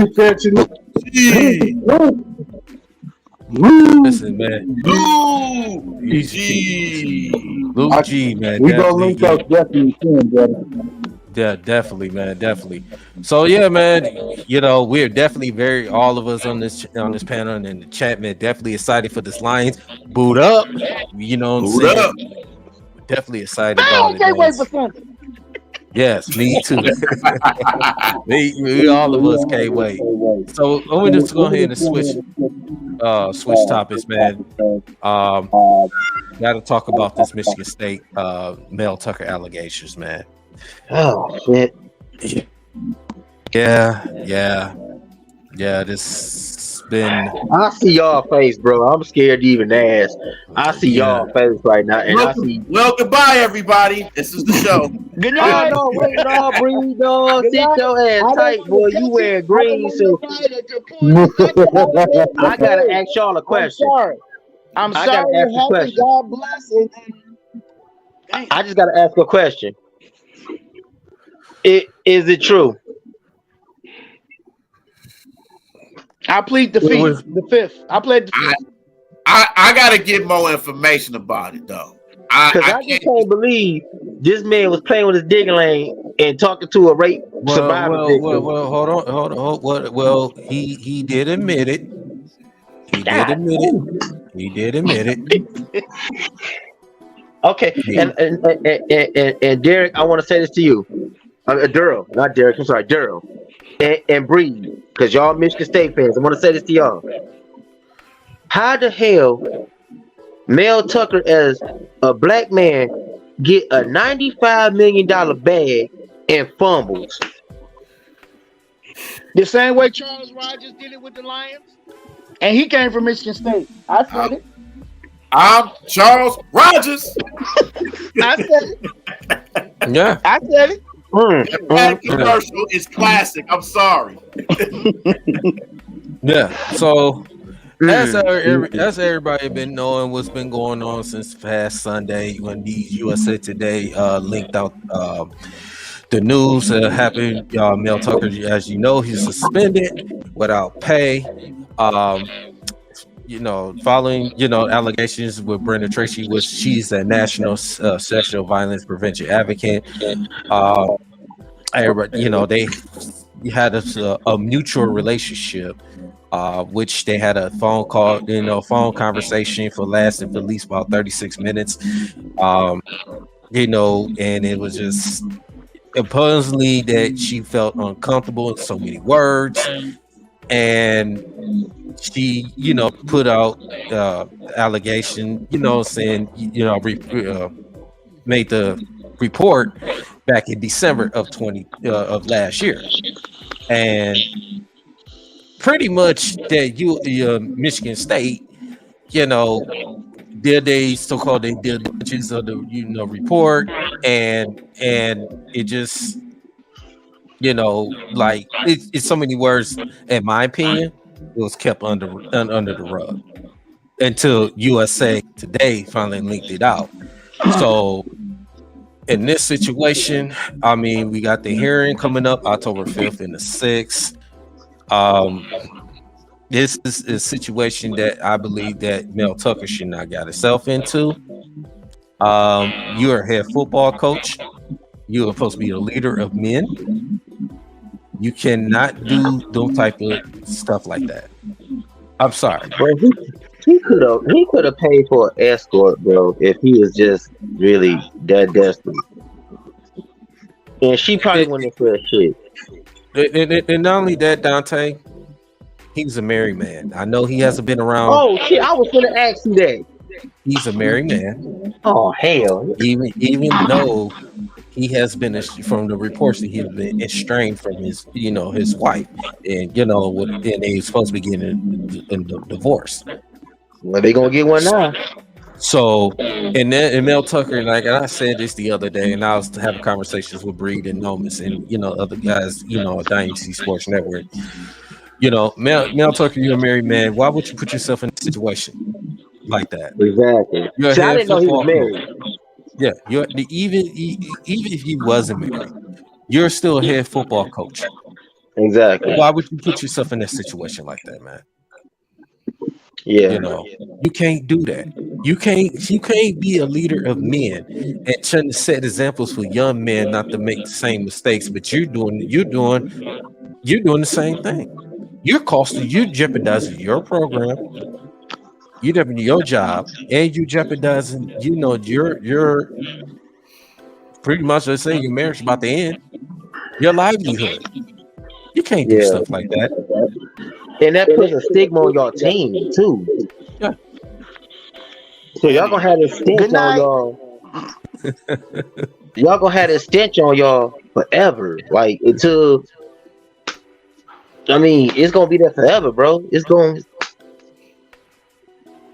I mean, that sucks, bro. I had to find out for Hitman what happened. Hitman told me 313 Hitman. I didn't even know what the hell was going on. I just seen flashing news like Mel Tucker suspended. I'm like, for fucking what? I'm thinking he done did some illegal gambling shit is what I thought, and he got caught. I ain't know it was deeper than what it was. Yeah, well, that's a serious situation. Yeah, this is from Brenda Tracy regarding her name being leaked. In regard to my name being leaked into the media without my consent, the timing of the USA Today column, I would like to offer some context in the background. So I'm just summarize this right quick. What she was saying: from the moment I filed my formal complaint against Coach Tucker in December 2022, my focus has been navigating and complete the school process without the involvement of the public and the media. Given the high-profile nature of the case and the history of Michigan State pertains to other survivors of sexual misconduct, I entered process of the hopeful and also a healthy amount of skepticism. And as the investigation moved forward, the behavior and statements by Coach Tucker and his lawyer, Jennifer Belleville, made it very evident to me that I was going to need to defend and protect myself. So I volunteered. She pretty much volunteered, shared documents with USA Today. The story should be written and published at the conclusion of the school process.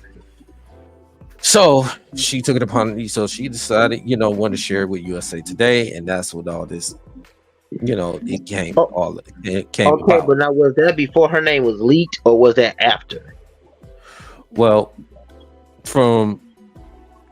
she decided to, send a leak it, after, she made that complaint. She voluntarily did that. So she usually made the complaint to Michigan State. So then she decided to share that with USA Today. So for the Mel Tucker, his what he said about the allegations going on with Brenda Tracy's allegation harassment was completely false. And he's saying in so many words, the proceedings are initiated by Miss Tracy and devoid of any semblance of fairness of any matter of importance of the university. Hearing scheduled on October 5th and 6th is flawed. There's no other opportunity for the truth to come out. This is why I share some truth with you now.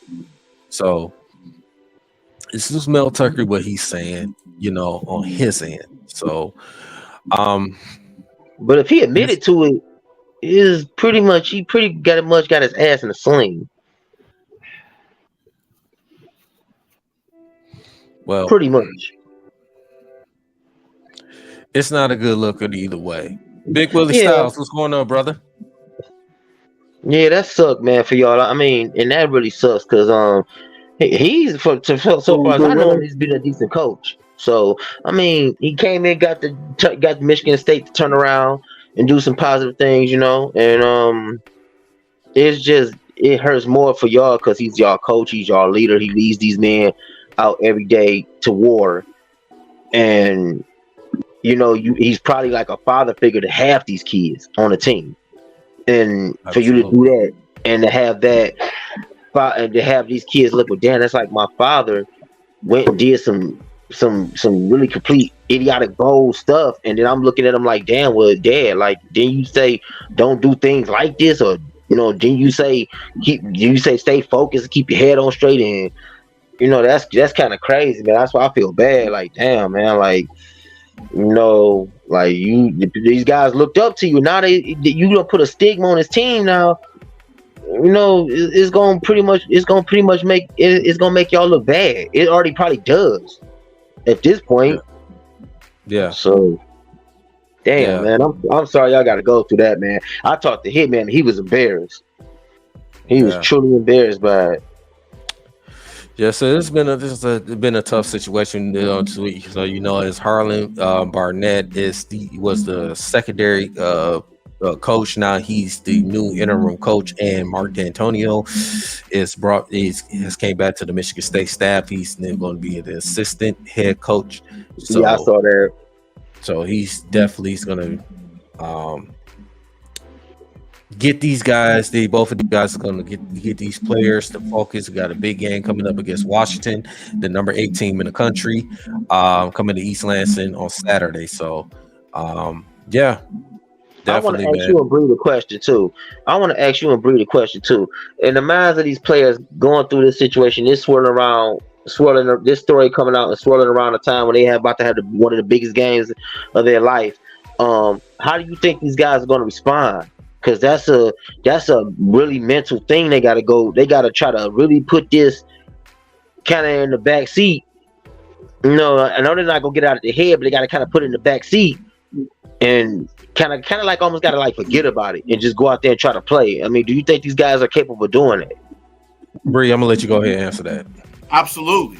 I think it's lucky that they playing this game at home. Yeah, because it would have been on the road. Oh, it would have been. Oh my goodness, crowd would have just crazy on them.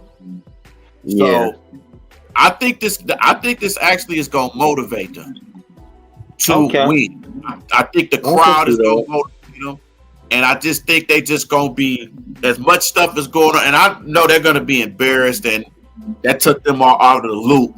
But I think this new coach, I think they're gonna win this for them, and I think it's gonna be a motivation not only for this game, but I think for the whole season. I think they're gonna be geared up. I think this is something that this team really need. They back us against the wall, and one thing about what we know, what Michigan State is known for, is winning games when nobody think we gonna win them. We've done it for years, especially with basketball.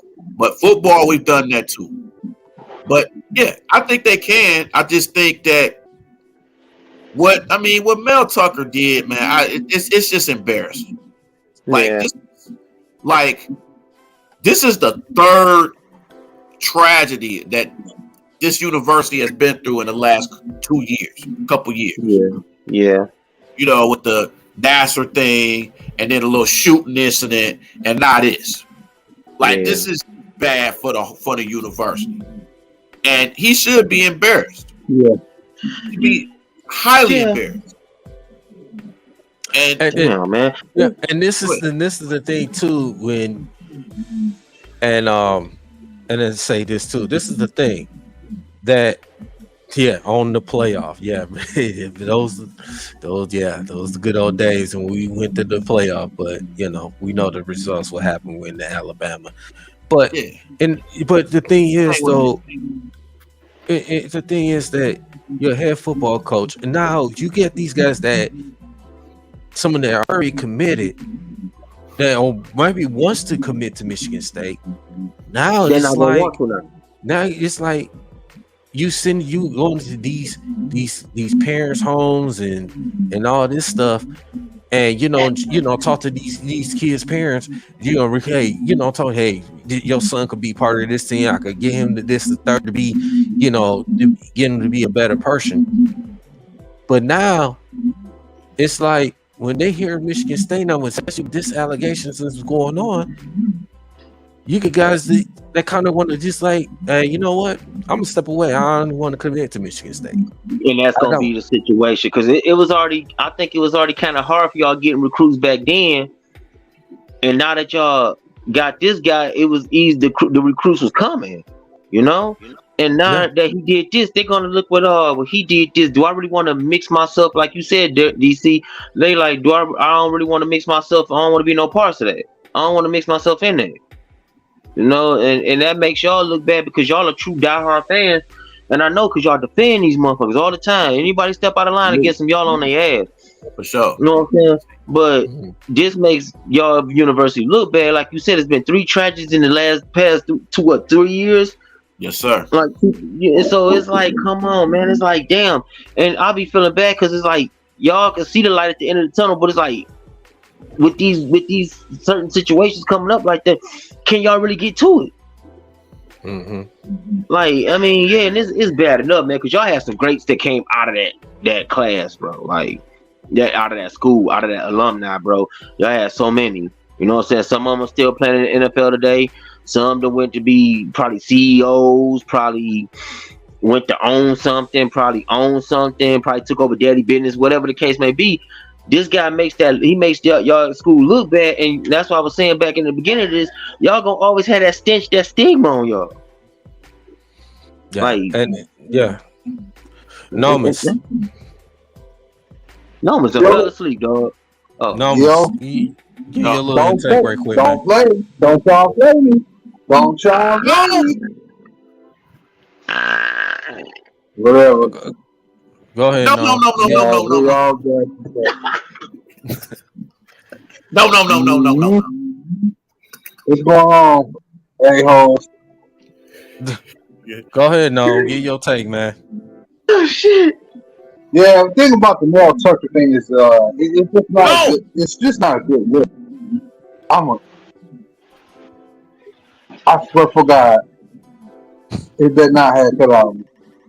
I'm gonna get y'all. We can hear you, no. We can hear you, bro. Go ahead. I'm gonna get y'all. No, you good. Go ahead. Like I said, it's just embarrassing, man, because like everything that's been going on, you know what I'm saying? And listen, you hear all the time growing up, you shouldn't really date nobody at the job, you shouldn't really do this and that and third. But we know sometimes it happens. But the manner of the way it happens, not so much that you was messing with another woman, it's not even the fact that you was married doing it. It's the situation when you work for a franchise. In this type of world we live in, where certain things are the way they are in the systematic world we live in, you as a black man know that you are taking a dead gone risk dating somebody within that organization. It ain't right that we always get caught like that, but you know, when you think about the main Delta scenario, I'm saying it's like it's this narrative that only the person, the man involved, is supposed to be punished. It's just how it is. So Mel Tucker is a situation, man. This one could have been avoided if you just knew better. Like, I understand you want to date a woman. You couldn't find a woman outside of what you do for your business that you could have did this with. You know what I'm saying? If you went out there and found a woman and cheated on your wife that way, yeah, it'll be a scandal about it, but it wouldn't be something like, oh, we got to suspend them when you did this on the staff. And the situation was with a woman that is, you know, probably that had some tragic happen to her back in the day. So you know the stigma with that too. That's another thing why the schools go feel the way they are, because they look like that she was a victim at one point in her life. So if you come doing this, even if you say that she was in on too or something like that, that still is going to look bad on their school, because they like, hey, your coach that you guys paid $90 million to, who's supposed to be more responsible than responsible other young men's lives right there under his care. He messing with a woman that was a victim, and this and that third, and praying on her, knowing he was a married man and everything else.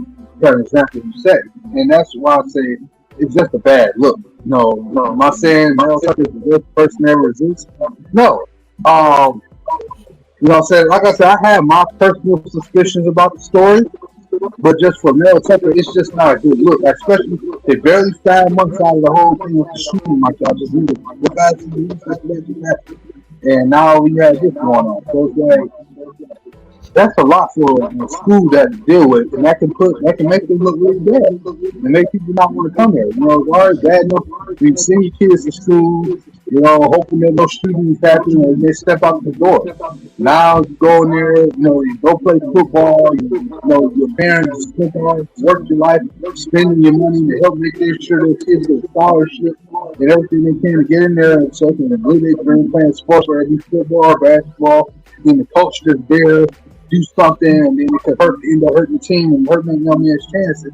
And you know, now they got to regroup and find somewhere else to go and try to stick and tough out, hope they can have a fancy career or education. So you have to think about the decisions that you make, not just only for yourself, but you got to think about how it affects everybody else. This don't just affect him and the woman that he's dealing with. This affects his family. This affects the school for the money. The teachers around them, not to mention the students and you know whoever else, because the teachers get affected too. Because think about it, he's the coach there. So at some point, now people are going to talk.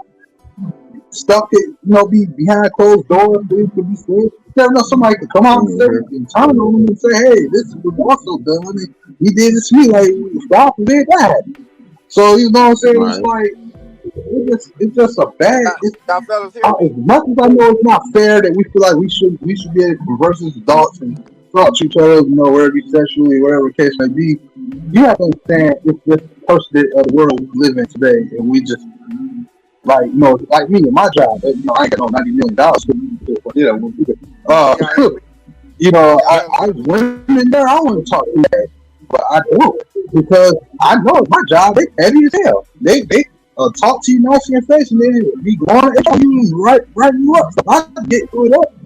I probably deserve it because the way I'm pressing girl and knowing what I knew information prior to getting it. You know, hey, how this country is as a black man, been there for 50 years. So you know that. Yeah, we can hear Big Willie Styles. Okay. And that's just what I'm saying. We got to make better decisions. What's going on, Big Willie? I got to make sure y'all was hearing me, man. No, that's it. I'm good, man. I was jumping back and forth. I had to come in for a minute. Big Willie Styles in the building. Of course, I gotta make sure I let my name be known. This time I was trying to make sure that I was able to get somewhere where I could jump in on this because this thing with Mel Tucker, it's getting juicy, fellas.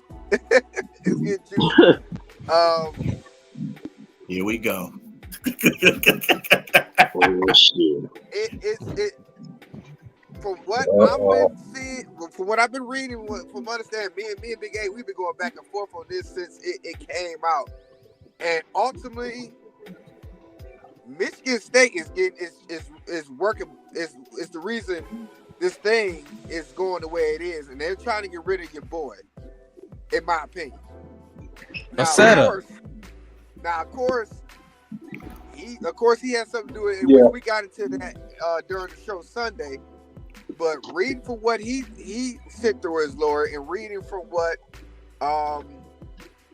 the young lady sent through her attorney, and from what I've been hearing, they're ready. It looks like Michigan State is trying to find a way to get rid of Mel Tucker and not have to pay him all that money. Yeah, it goes back to what like I said, me and Big A, we was talking about it. It's like I feel like it's speculation. Like they jumped the gun with paying him that money, and they're not getting the outcome that they feel that he should have. For one, he went 5-7 last year. You lose your starting quarterback and your star receiver, in which the star receiver is shining at another university. The situation that happened back in April 22, in which the young lady did report it until December of 2022, and it did their own private investigation, so they knew something.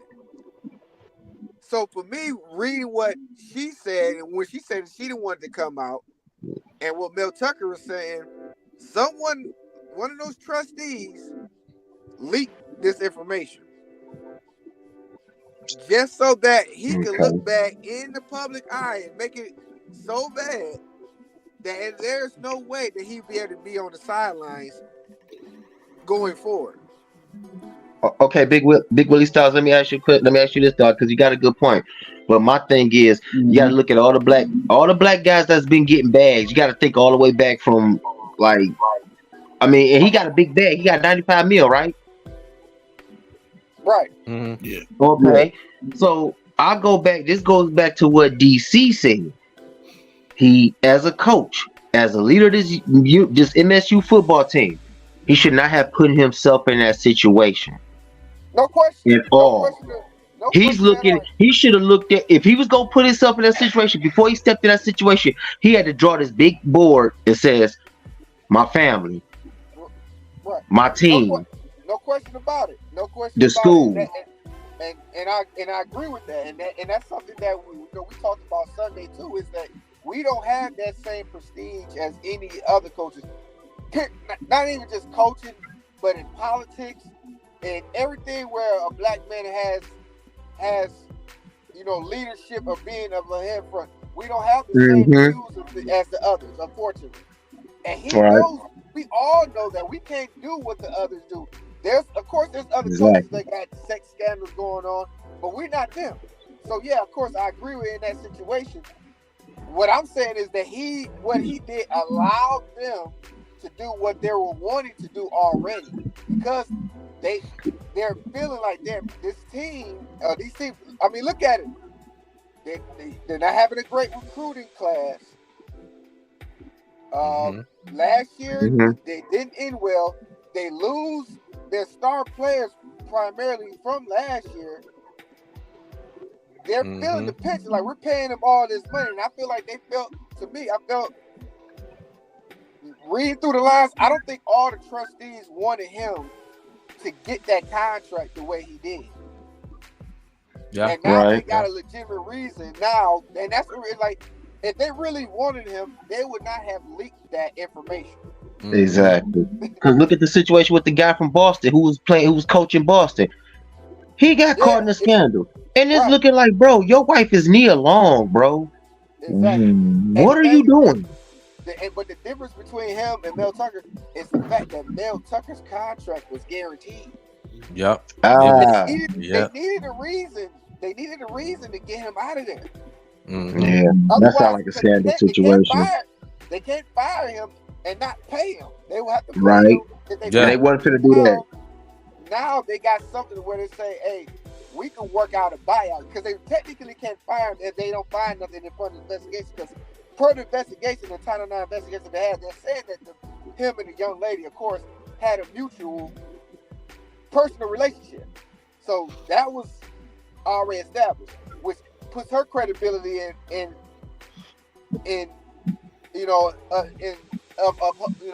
front, because she didn't want this to get out, because this was a money deal. Like, I don't want this to be out front. She was trying to go for the money. That's why she didn't want it to come out, which was, smart on her part, to try to play it up there, even though it's scandalous that she's doing this. But like you said, he put himself in this trick bag. Yeah, so because that's what, bro. That's crazy. Because this the thing. I'm pretty sure they just had like a personal, like, was it like a what do you call it? Was it like a business like relationship? No. Based off it started that way, but based off of the evidence that they uncovered with the times that they talked with each other, it wasn't during business hours. Each call was over 30 minutes long. So they built a rapport with each other outside of that. On top of the fact, and this is where, like, I lean towards Mel Tucker telling the truth, because the fact of the matter is, like I said, she said the situation happened in April, but she didn't come to the university or come and put this request in until December. Okay, now let me ask you a question. Because she put that in so late, you say it goes back to what you said, it was like a money situation. Yeah. Now, do you think like with that situation happening, do you think he said something, like kind of like threatened her or something and made her like? I feel like he was breaking it off with her, because if you look at the reports, she was scheduled to come back in July of 2022 to come back and do another one of her seminars, but they ended up postponing it. And what he was saying, like, she was bad mouthing like other schools, they put the Jim Harbaugh situation in there, and then he said that she said something about his wife. So I'm assuming he was trying to break that off with her, and she didn't like it. Now that you ain't getting to the bag, which coming back to state, now you want to say something 6 months later, and then the investigation showing that y'all didn't have something mutual. It wasn't a sexual harassment thing. So I'm on his side with that, but with him admitting to doing what he did over the phone when he went to whack-a-mole on the phone with her, that makes it a bad look for him in regards to the eyes of the school and him being the head coach. And I believe that's what I believe he's gonna lose the case because of that. Well, I don't think he's gonna lose. He's not gonna lose the case, but he's gonna lose the case in public opinion. Yeah. Morally, that looks bad. And this is something I was saying during the show. Like, you would do something like this. For one, like you said, you stepped outside on your marriage, and you did something with a lady that's an advocate for sexual harassment. How is me as a parent would I trust you with my child, and you put him in this predicament to where you're not going to be there? He's not going to be able to coach anyway, because no parent or students or staff is going to be able to trust and look at him on that sideline again. Nope. Yeah. So That's what hurts. That's what hurts the school, because that's what I was telling DC, and that's what I was telling New Breed, because these guys are Michigan State fans, and it really makes the school look bad. Like nobody's gonna want to go here. Nobody's gonna want to go. They're gonna be like. And outside, like I said, outside of us clowning, you know, saying State, you know, of course, Big Willie Styles and us on the other end, we big Michigan fan, but this is something this is different for me, because like I want to get to the gist of, you know, the ceramics of this whole situation of who do you believe? You know, we're facing in this world, like I said, it's even outside of a sports thing. What this is, because it's like, you know, we're going through this thing where it's like, do you trust all women when they say something happened, or do you wait for the evidence to come out and say who's who? Yeah, and it's a divide right now, because most women, once this came out, they was already gonna believe the woman, and then with Mel Tucker, he told his truth.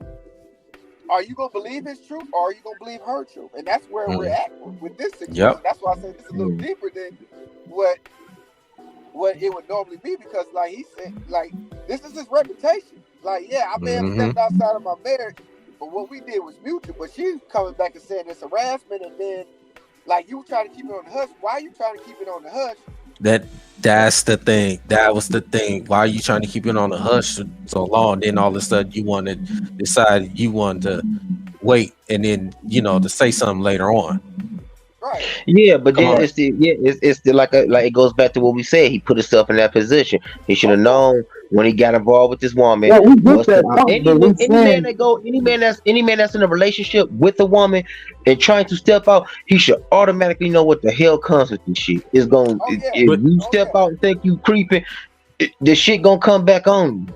Of course, I agree with you on that. Like this whole thing is on his shoulders. Like you said, when you stepped outside of your scope, for one, of the sanctity of your marriage, of your home, and put yourself in this position, ultimately whatever happens, it could have been prevented. This is something that could have been prevented if he didn't step outside his scope. Now he's trying to say that at that time him and his wife were like estranged. They were going through a tough time, in which that's why I guess he said he leaned on to the other young lady. But that's hearsay. We don't know that for sure.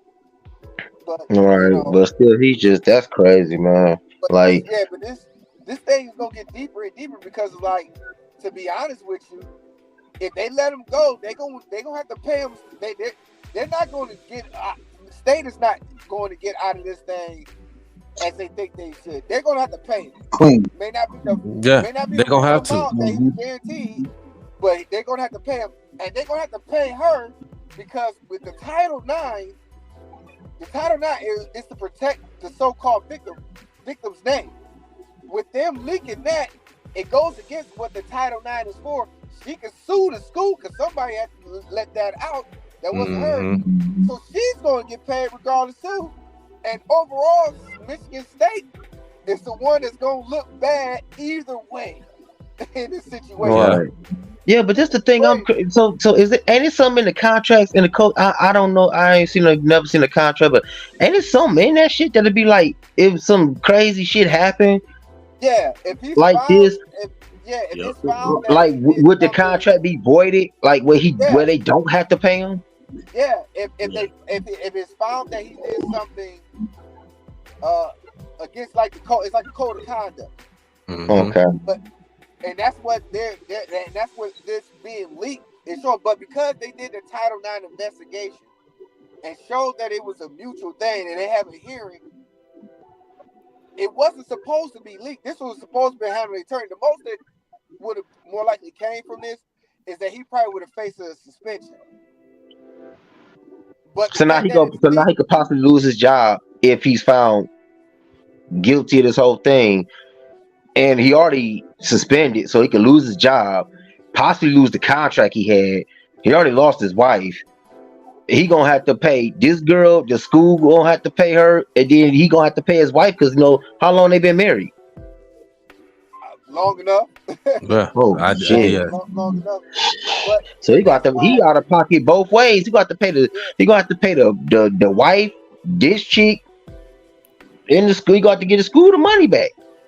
But that's why he's fighting through his attorney, because what is found is like it's morally wrong, but it's not against the code of conduct. If he's not found that if he did the sexual harassment like she said he did, and they found him guilty on that, then yeah, they got a plausible to fire him. But what he's saying is what happened was mutual, even though it's morally wrong.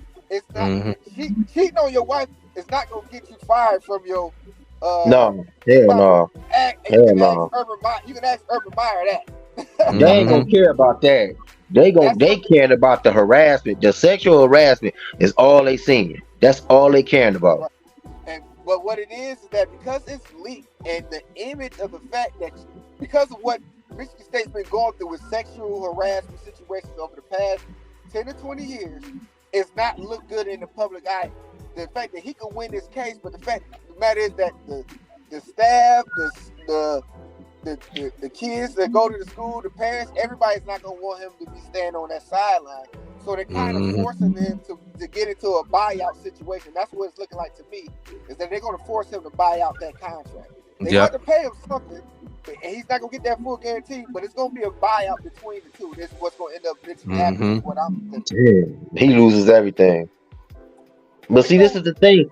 This is the thing about these black brothers that get this money, man. When y'all get a big bag, and then y'all find some way to sabotage and fuck it up. Yeah. They find something. They're not making smart decisions, man, and that's what it comes down to. You know, Mel Tucker did not. He didn't make the smart decision on his part. But as that being said, though, you got to look at, like you said, it's pretty much like he said. He said it was mutual. She said it was harassment. So now let's see who has, if she has the evidence to prove that it was harassment, then they're gonna take her side. If he proved that it was mutual and he has proof of that, they gonna take his side. He better have kept them text messages of like Big Willie. It's probably just gonna be a buyer. It's like a setup.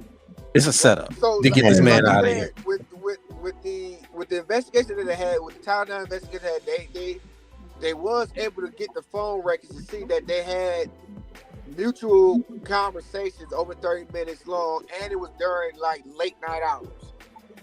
The text message situation that would have cleared things up, but from what I was reading, they said that both him and her deleted those text messages, which is smart on their part, because if you're cheating, you're not going to want to have that type of evidence. Exactly. True. But if they still got the phone, but if they get the text phone things, they can still get them, can't they? Yeah, if it comes to that point. But that's why they was trying to do this up, on the hush, like undisclosed, because now it's going to really open up an investigation, which they can be able to, technology-wise, if it gets to that point, they can pull those messages. And she's gonna be hit from that, because it's gonna prove what he was saying. Like, yeah, we texting and talking amongst each other. So that's why she it was a money pull for her. But but from a Michigan State point of view, it was an escape route that they needed to be able to get out of that contract that they gave Mel Tucker. Because I truly feel that's what they're trying to do, is get out of that contract. It sounds like a Bill Cosby situation. When Bill Cosby was sitting up there trying to buy NBC, when them people found out he was trying to buy NBC, they was like, bullshit, we need receipts, because Bill Cosby had the money to buy it, and they was like, oh no, he's not gonna do that. But just like Bill Cosby, I mean, in this situation, Bill Cosby and Bill Tucker, they put themselves in this situation the way they can get jammed up. Yeah. So it's but see, that's the thing. But see, I gotta kind of defend Bill Cosby on this one, and it's the reason why. y'all, all these women that he claimed he did that to him, y'all automatically knew on point from standpoint that this man was a married man. Period. Y'all knew that walking into that room with him, meeting him. Y'all knew that then. Y'all knew that going in that room. Y'all automatically knew what y'all was dealing with. This man's a married man. But Yeah, again, Dante. That's accountability on them. But the Yeah, it don't. Right, you right. It don't. No, it doesn't. It doesn't. That he's a married man that has more to lose than them. Right. Exactly. Right. He has more to lose than them, man. He knew what he was doing going into there, hitting them with the Quaaludes and everything. He knew what he was doing. But when you try to play them games, because he did what the others did, but you're not like the others. As much as he thought he was on the other side, they humbled him and said, "Listen, you're not like us. You can't get away with what you get away with." Same thing with Mel Tucker, brother. You don't have that color hue to be able to get away with what they can get away with, and this is why why you're going through what you're going through. It's a downfall for, like I said, for black coaches, because we're trying to get rid of this stigma that we can't coach at the highest level. And it's not only did he coach at one of the highest level, but he's one of the highest paid coaches in the NCAA. Period. A lot of people of the other hue don't like that. We know that they don't like that, and he just gave them. He just opened up that window for them to pour out some nastiness that could come from this. That it's gonna be crazy.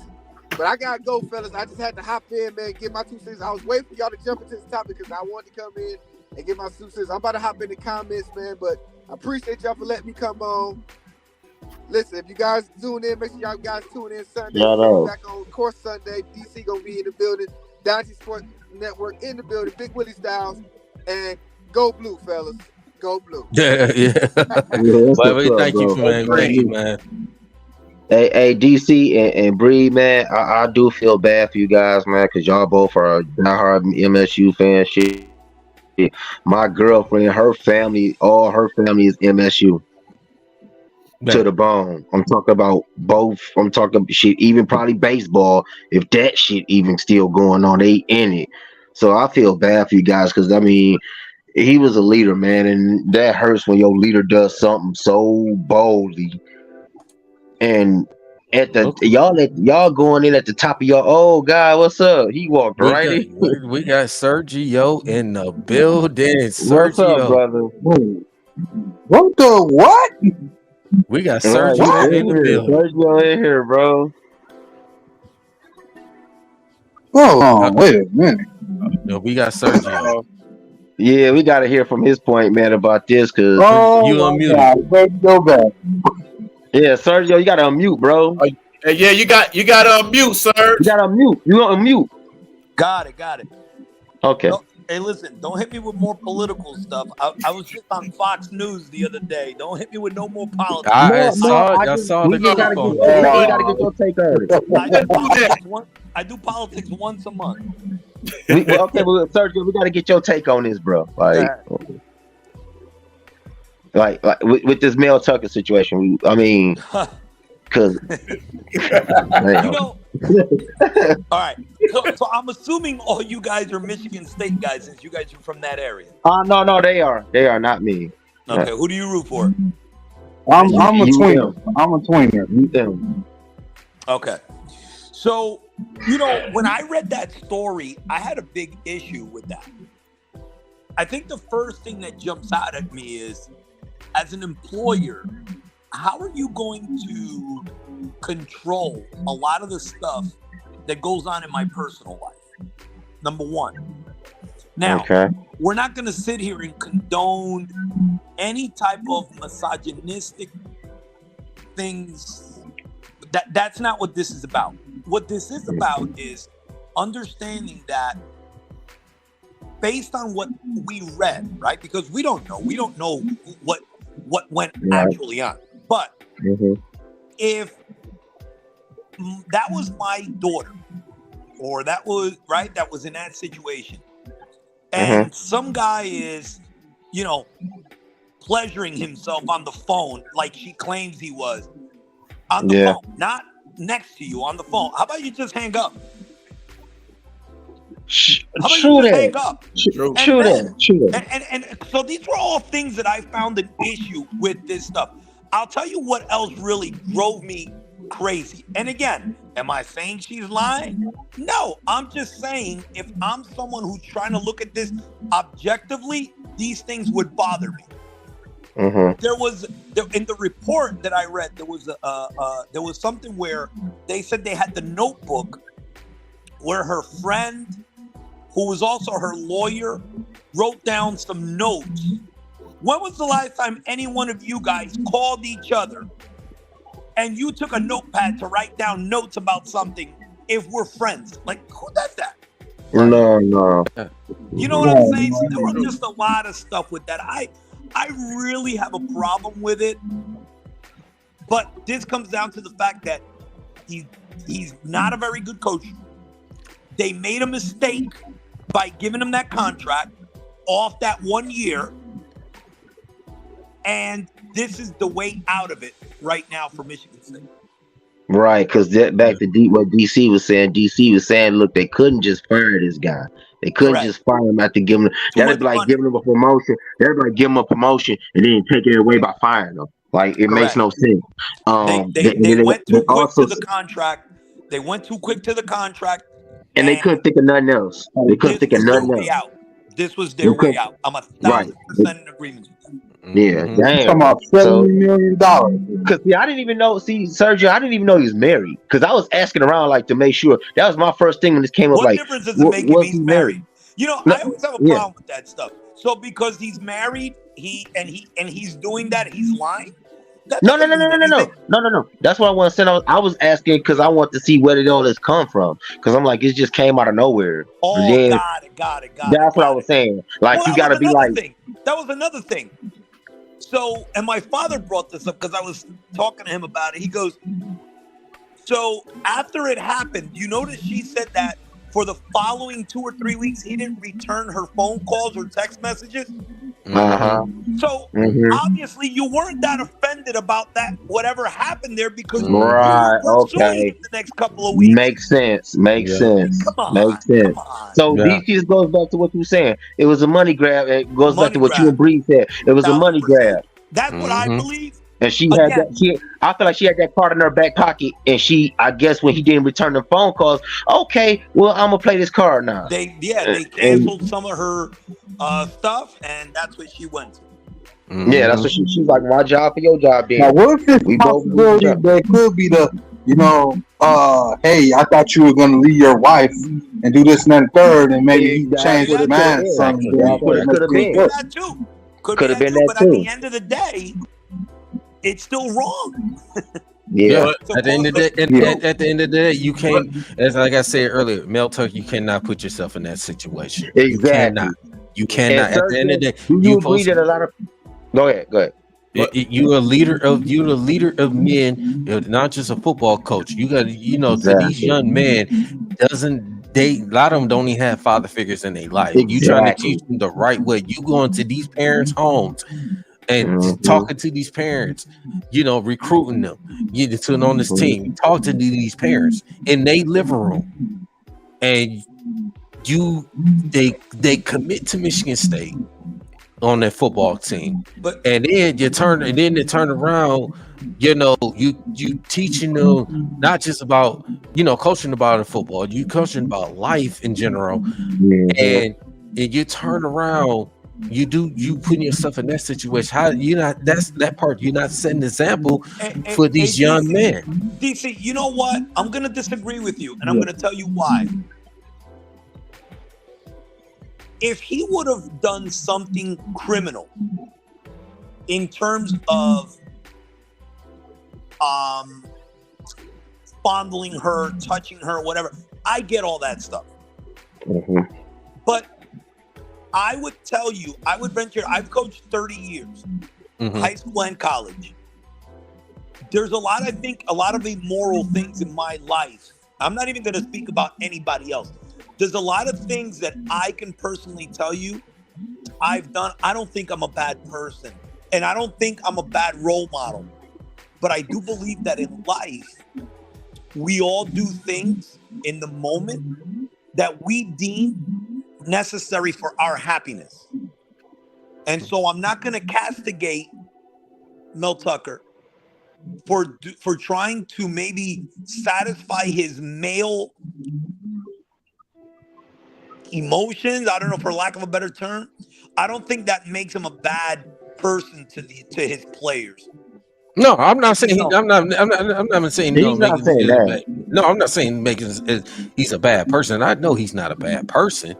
I'm not saying he's a bad person. No, not in all beings. No, but all I'm saying is, in situations like you don't put yourself in that situation. I know everybody makes mistakes in life. Okay, like I'm gonna get Sergio, the one we just talked about, my man from the Boston Celtics, the coach.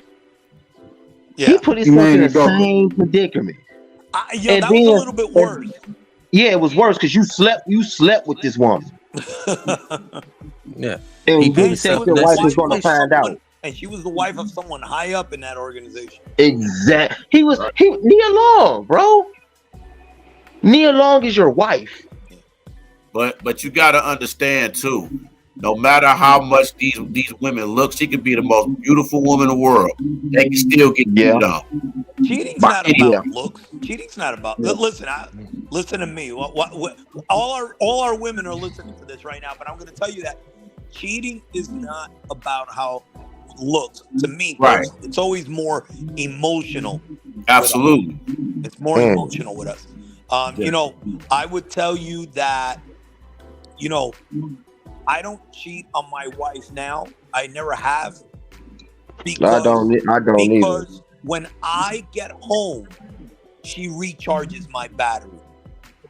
I look forward to going home, and I don't want to lose that because I've been in a bad marriage before. Okay, see, I haven't did that before. No. You know, so I think that's where it comes down. So I just don't want to risk it. But I don't mean that if I did it, it's not because I love you. And see, that's the thing. Listen, and that's the thing. Every man should think like that. But these guys don't. These guys, listen. These guys getting great positions, and they find some way to sabotage it. They find whatever to sabotage it, knowing that all these black coaches, these people they don't want you here. Okay, so I see where you guys are going with this. So you're saying that there is more of a responsibility to our race as blacks and Hispanics than there would be, let's say, to what's his name? The guy who's the offensive coordinator now at Texas A&M, who's the coach at Louisville. What's his name? I can't think of the name. I know who you're talking about. I can't think of the name. Huh? Was it Rick? No. No. You talking about football? No, he's a football coach. He's the offensive coordinator actually at Texas A&M now. He was the head coach at Louisville. Bobby Petrino. Bobby Petrino. Yeah. Petrino. Okay. Remember, he had the affair with the intern. He got fired for that at Arkansas. So my point is. Yep, and see what you just said. That's your point. So if Mel Tucker gets fired from this, I guarantee you he's not going to get another job. Not like that. Not at all. Yeah, he's not going from Michigan State next year, let's say, to Miami or Texas or something. No, that's not going to happen. So you're saying that as Hispanics, let's say Mel Tucker, whoever it is, or blacks, we have more of a responsibility because we're carrying a torch that we're still fighting to break through. Exactly. And they don't want to see that happen. They don't want to see that happen because they see that happen. You know what happens when that happens? You start seeing a lot of more black Hispanic coaches popping up. And then they say, "Oh, wait. This is too much right now." There's a couple of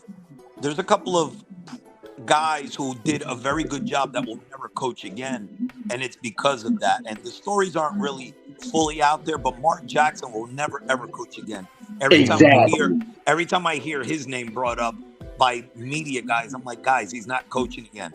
And listen, we don't have to go too far. Tony Pena was the manager of the year. He's Dominican, right? Manager of the year with Kansas City. Fired a year later because he slept with from what I was told, he was having an issue with so he had a relationship with a player's wife or someone, and again, never managed again. Now, he did end up being an assistant coach on the Yankees, but he's a guy that with his resume, the guy was manager of the year of the Kansas City Royals, not the Dodgers, the Kansas City Royals. See the Royals. With his resume, with that job, he should be managing still in the big leagues. Yeah. And he's not. He's out of baseball. See, and that's the thing. That's the thing. That's why it goes back to me saying we get these positions. They put us in these positions, but as they putting us in these positions, they saying he's gonna fuck up. We're gonna find something on him. We're gonna find something. Cause remember when Fat Patricia got here, they brought up some shit about his college situation, something like that. They brought something up, but you see how quick that got swept under the rug and nobody ever talked about it again. It got swept right under the rug, and you never heard that again. I'm gonna say this before I gotta get out of here because I gotta go to work in the morning. Let's go to work. I gotta say this. I get an example. I gotta say this, man. Mike Tomlin. I'm gonna say this about Mike Tomlin. Mike Tomlin been coaching the Pittsburgh Steelers for what, maybe 16, 17, almost 17 seasons now. Yeah, going into this one. Yeah. You can say people can say what you want about Mike Tomlin. Yeah, I know the Pittsburgh Steelers, they don't, believe in firing head coaches. They don't. That the Rooney Rules, they don't believe in that. Just one organization, they don't do that. 3 coaches. Right. 3 coaches. Norris, Bill Cowher, and now Mike Tomlin. But similar to Mike Tomlin, he a guy. He's not a perfect guy. Ain't nobody perfect. But a guy as an African American coach, that a leader of men, that he knows that he knows that he's not going to put himself in this in situations that's going to jeopardize his job, his livelihood, and all that, his family. And I condemn him for I congratulate him for that, because the type, like you said, especially as African Americans, as males, or we get watched more. Exactly. They want to see they see one, they want to see one or a couple of mistakes that you did, especially as African Americans. They want to get you out of here. Yeah, they want to get you out of here quick. But DC, I think him, just like a couple of other hand-picked coaches in the NBA, and I would have to sit here and have to point them out. Maybe guys like Lenny Wilkins when he coached. Those guys would get a second chance, and I'm going to tell you why.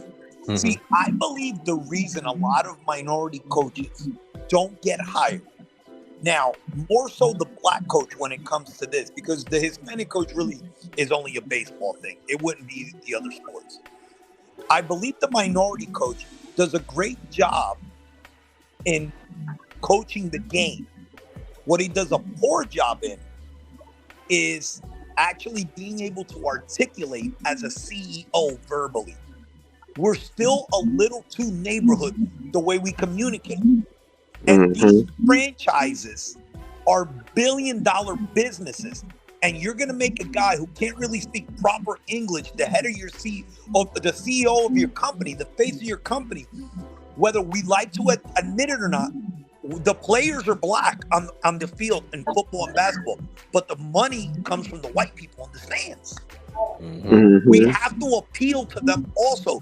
You can't do interviews. Did you see the interview the kid from the Jets did the other day after he scored that touchdown? I didn't even understand what he was saying, and I grew up in Newark, bro. You can't even understand what's up. That's the reason why the guy that was with the Chiefs, what's his name? He's the assistant now in Washington. Eric Bieniemy. Eric Bieniemy. That's the reason why he doesn't get a job. I'm telling you. Too hood when he speaks. Not football. Got nothing to do with football. Exactly. Sometimes you gotta. You gotta be able to. Hey, man, you have to be able to change it because you're selling a product to. You gotta be able to. You don't gotta be able to understand our adjust to them. cultures. You gotta be able to adjust to them. Yep. And then that's it is like with Mike Tomlin, with him to be coaching for so long. I know, like I said, we already know how Pittsburgh Steelers are, how that organization run, the Rooney Rule. You know how they are. They don't fire coaches. They don't. He's also very professional. He's professional with it. That's what I'm saying. He's classy with it. He's classy with it. You ain't gonna if he probably grew up in the worst ghetto in the world. But he probably grew up in the worst ghetto in the world. Correct. But then if he want to talk hood stuff, he's not going to do it on camera. He'll do it on the football field with the guys. The same way, guys. I grew up in an inner city in Newark, crying everywhere. Okay, my mom lived in the Bronx. I was all over. When I gotta be hood, I'm hood as hell. But I can't go on TV speaking like I did with my. I can't do that because I have to sell a different image to the people that are paying to listen and watch. And whether we like it or not, as minority men, it's a factor. It's a factor when you factor in that if you're watching an NBA game, you guys go to an NBA game, the 10 guys on the floor are black, and the 19,000 on the stands are white. That's true. Yeah, absolutely. Like Kobe. Why was Kobe Bryant loved so much? Kobe Bryant grew up in Philly, but he had to really, really, really change the way he went about things. And as you see, he gained so much respect and look. I used to hate Kobe Bryant. I'm gonna tell you, but I became a big Kobe Bryant fan over the years because he showed me, bro. What can you hate about me? What really can you hate about me? And I want to say this too. Even though I'm not the biggest LeBron fan, but look at LeBron James. You know how he's professionalism on and off the court. Never been in trouble. Never been in. Can't stand him. I think he gets in everybody's business, and he's always looking to jump on some other team. I even heard he's trying to put some team together for the Olympics. Just go and play on the team that's there, bro. He's always got to have some game plan. But I agree with you. 20 plus years in the league, never in trouble. Never in trouble. So never. Nomus, Bree, Sergio, Dante. Guys, I gotta get out of here. Gotta get up in the morning. Y'all hold it down. Sergio, it's good day. It is good to have you. Good seeing you, man. It's great to have you back, man.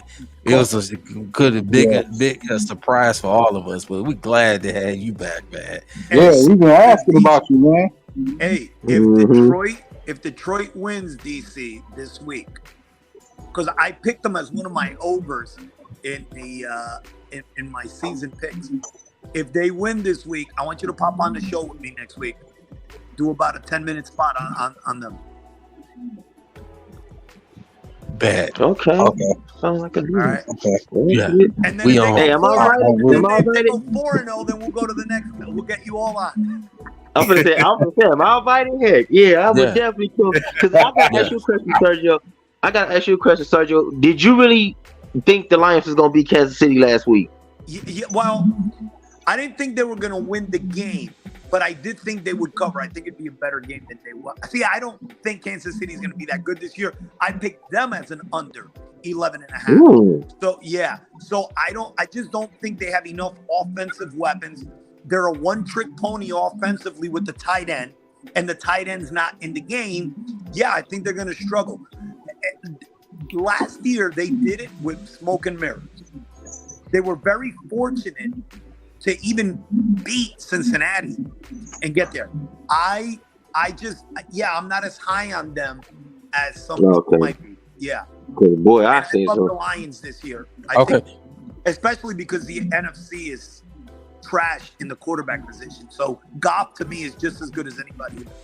Okay, Sergio, one more question. Go ahead. What's your Super Bowl prediction? I picked, honestly, it's crazy. I mean, after week 1, I still think it's going to be the 49ers. And yes, I know, even though I'm a Cowboys fan, I just don't trust Dak Prescott. I never have to. I would say 49ers. I wish I could say the Chargers, but the coaching there is terrible. I'm going to say 49ers, and I'm still going to go with Buffalo. Okay. Even though they suffered a crazy loss to the just in the season. Yeah. I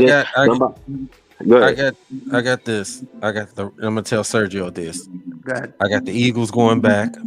I got the Ravens going to the Super Bowl. I got the Eagles going to win it.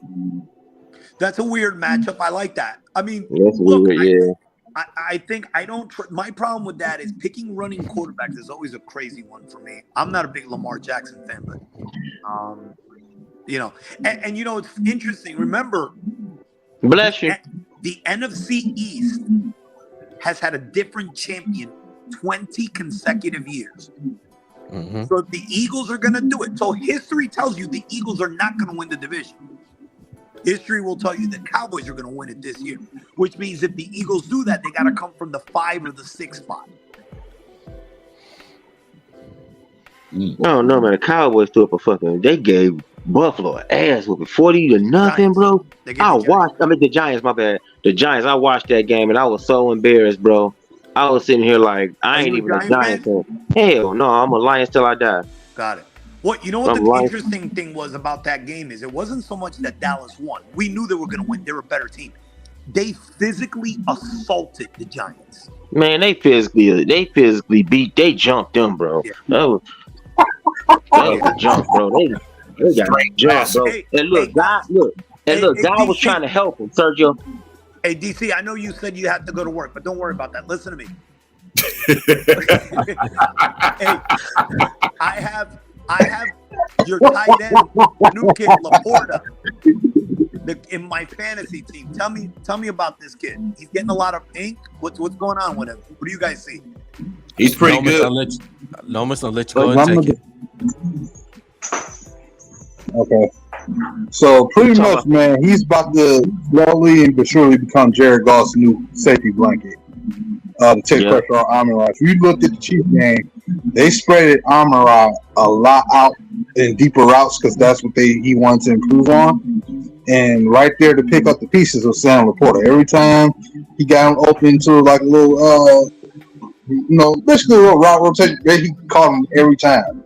Caught every pass. So basically, that's going to be like, I'll give you an example who I said that Sam Laporta is going to kind of be like. He might be a better version of Ezekiel from the Miami Dolphins. Okay. Well, he's a little. He can't be a worse blocker.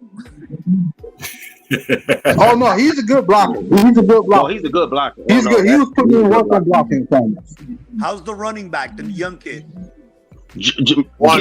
Oh, he's dangerous. Oh, he's gonna be a problem. He's gonna be a severe problem. He's dangerous. He was putting on his head. He was putting shoulders.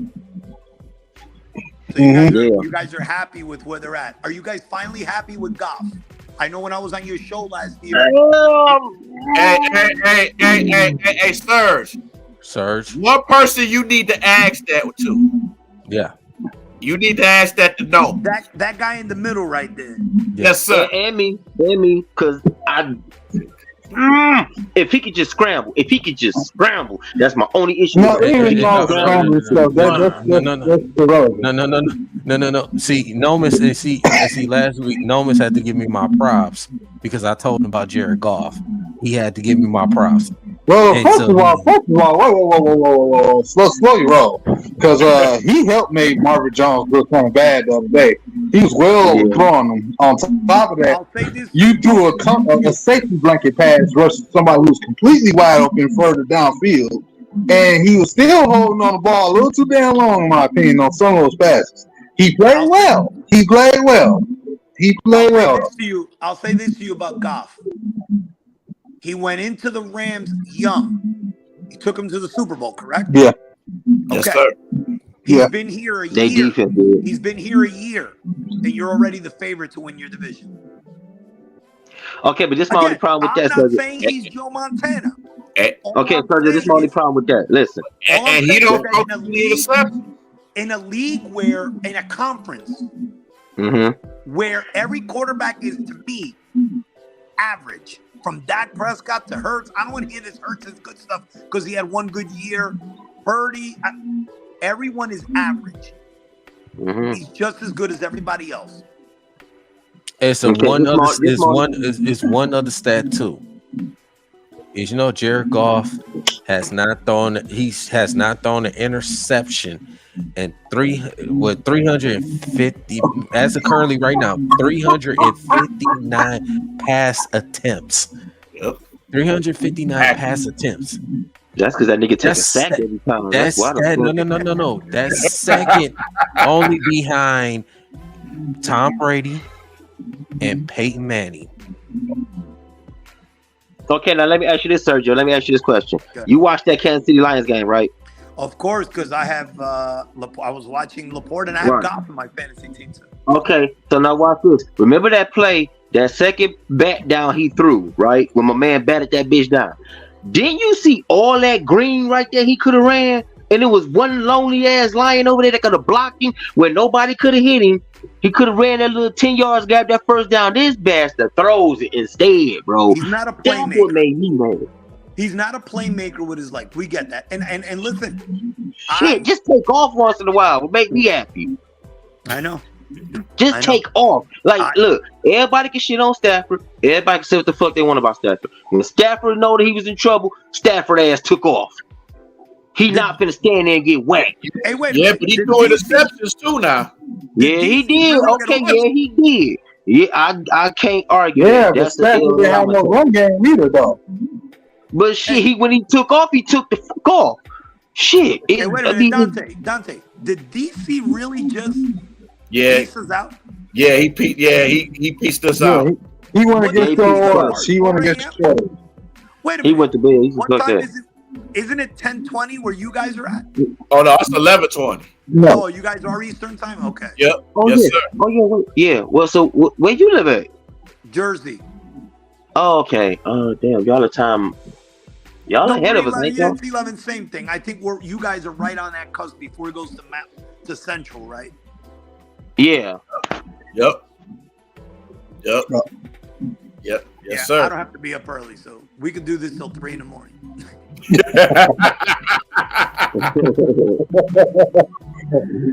I wish I could say that. I want to go.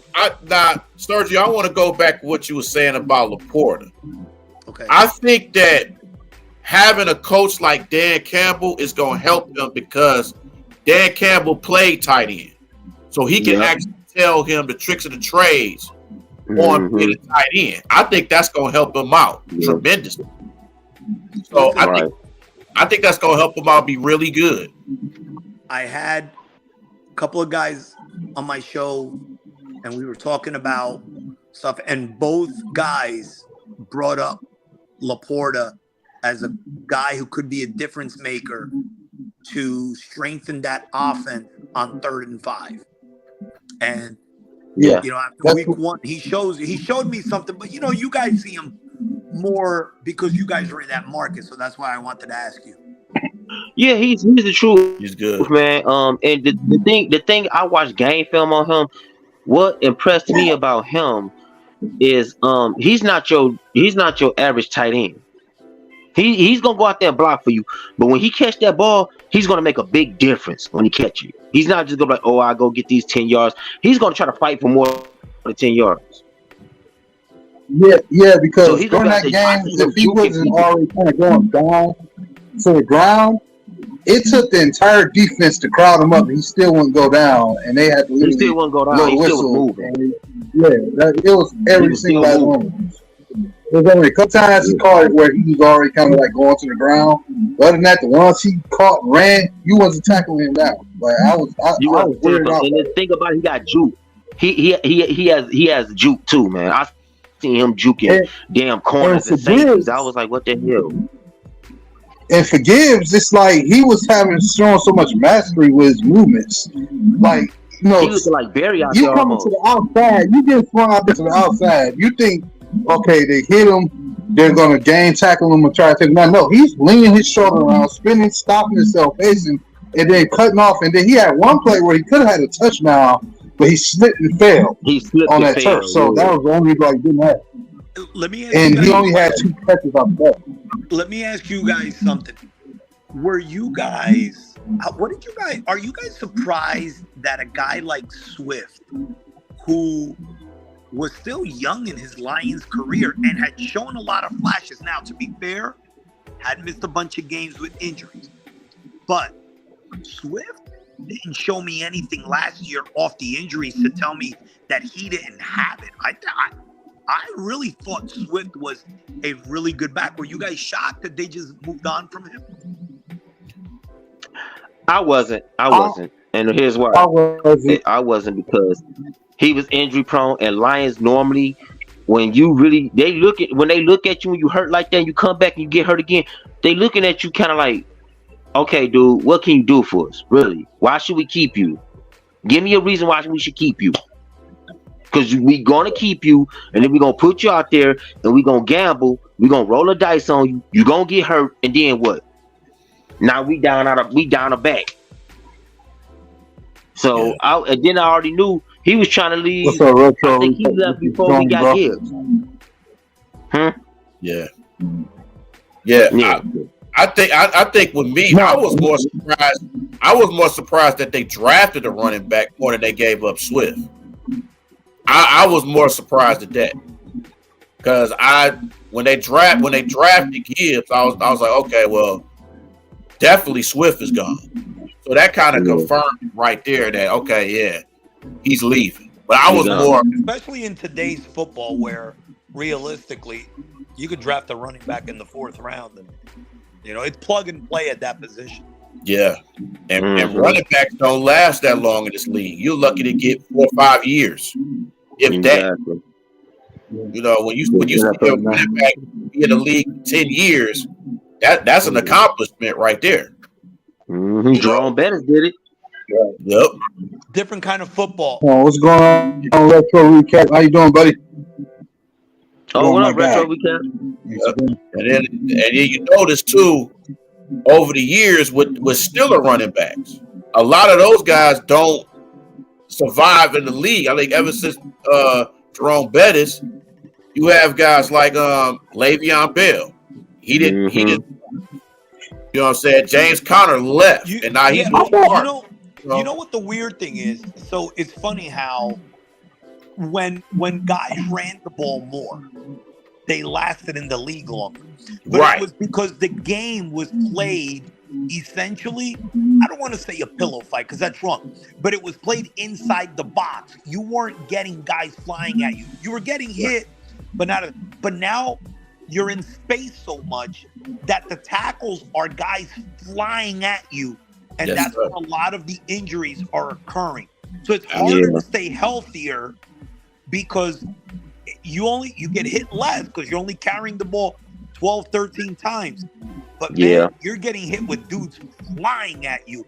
And these ain't no small dudes. But it's not. Remember, the football we grew up with was I write 26 lead, and it was a fullback leading you, and you're behind the fullback. And if there's 8 out of 10 times you're running into 2-3 dudes, and it's like you're going down right there. How many? I mean, I could count on one hand. How often did you see a Steve Atwater hitting a Christian Okoye hit inside the box? That didn't happen as much as we see it now because now everything is so spread out. We used to play almost like rugby style back in the day. Right. And if we would be blessed to get to the outside. Who got hurt? Another thing I think that hurt. The receivers were the only ones that got hurt in the past because of so many crossing routes. You would get lit up because you would get a running start. Running backs never got hurt back in the day.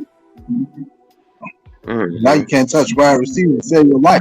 But the thing is, too, another thing that hurt the market for running backs. I swear I hate to say it, but Ezekiel Elliott kind of ruined the market because they chose to pay him that astronomical amount of money for a couple years that he had. I'll give him 4 really good years. And they chose to give him that much cap, and then on top of that, you paid Dak Prescott. And they've really been pretty much the same team for the most part. No matter who they add or not. Not trying to take a shot at the team that we don't name over here, but it's pretty much ever since they paid him, it seemed like his play just deteriorated. And the workload was becoming too much. It was crazy. And that's what I was trying to get. That's what I was about to tell Sergio too. Look at all these contracts. Like, look at Aaron Rodgers. They gave that man all that money, and he did the same shit he did year in, year out. He failed. He took them to the playoffs. Cool, but you keep getting knocked out. Then they messed around and gave who else they gave money to like that, and they just Cousins, like that. Prescott, you can't even make the playoffs. Cousins has made Exactly. 35.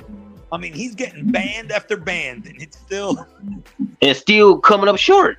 Yeah. Still coming up short. And think about it. If you and this is the thing that always gets me about the Dak Prescotts and the Kirk Cousins of the world.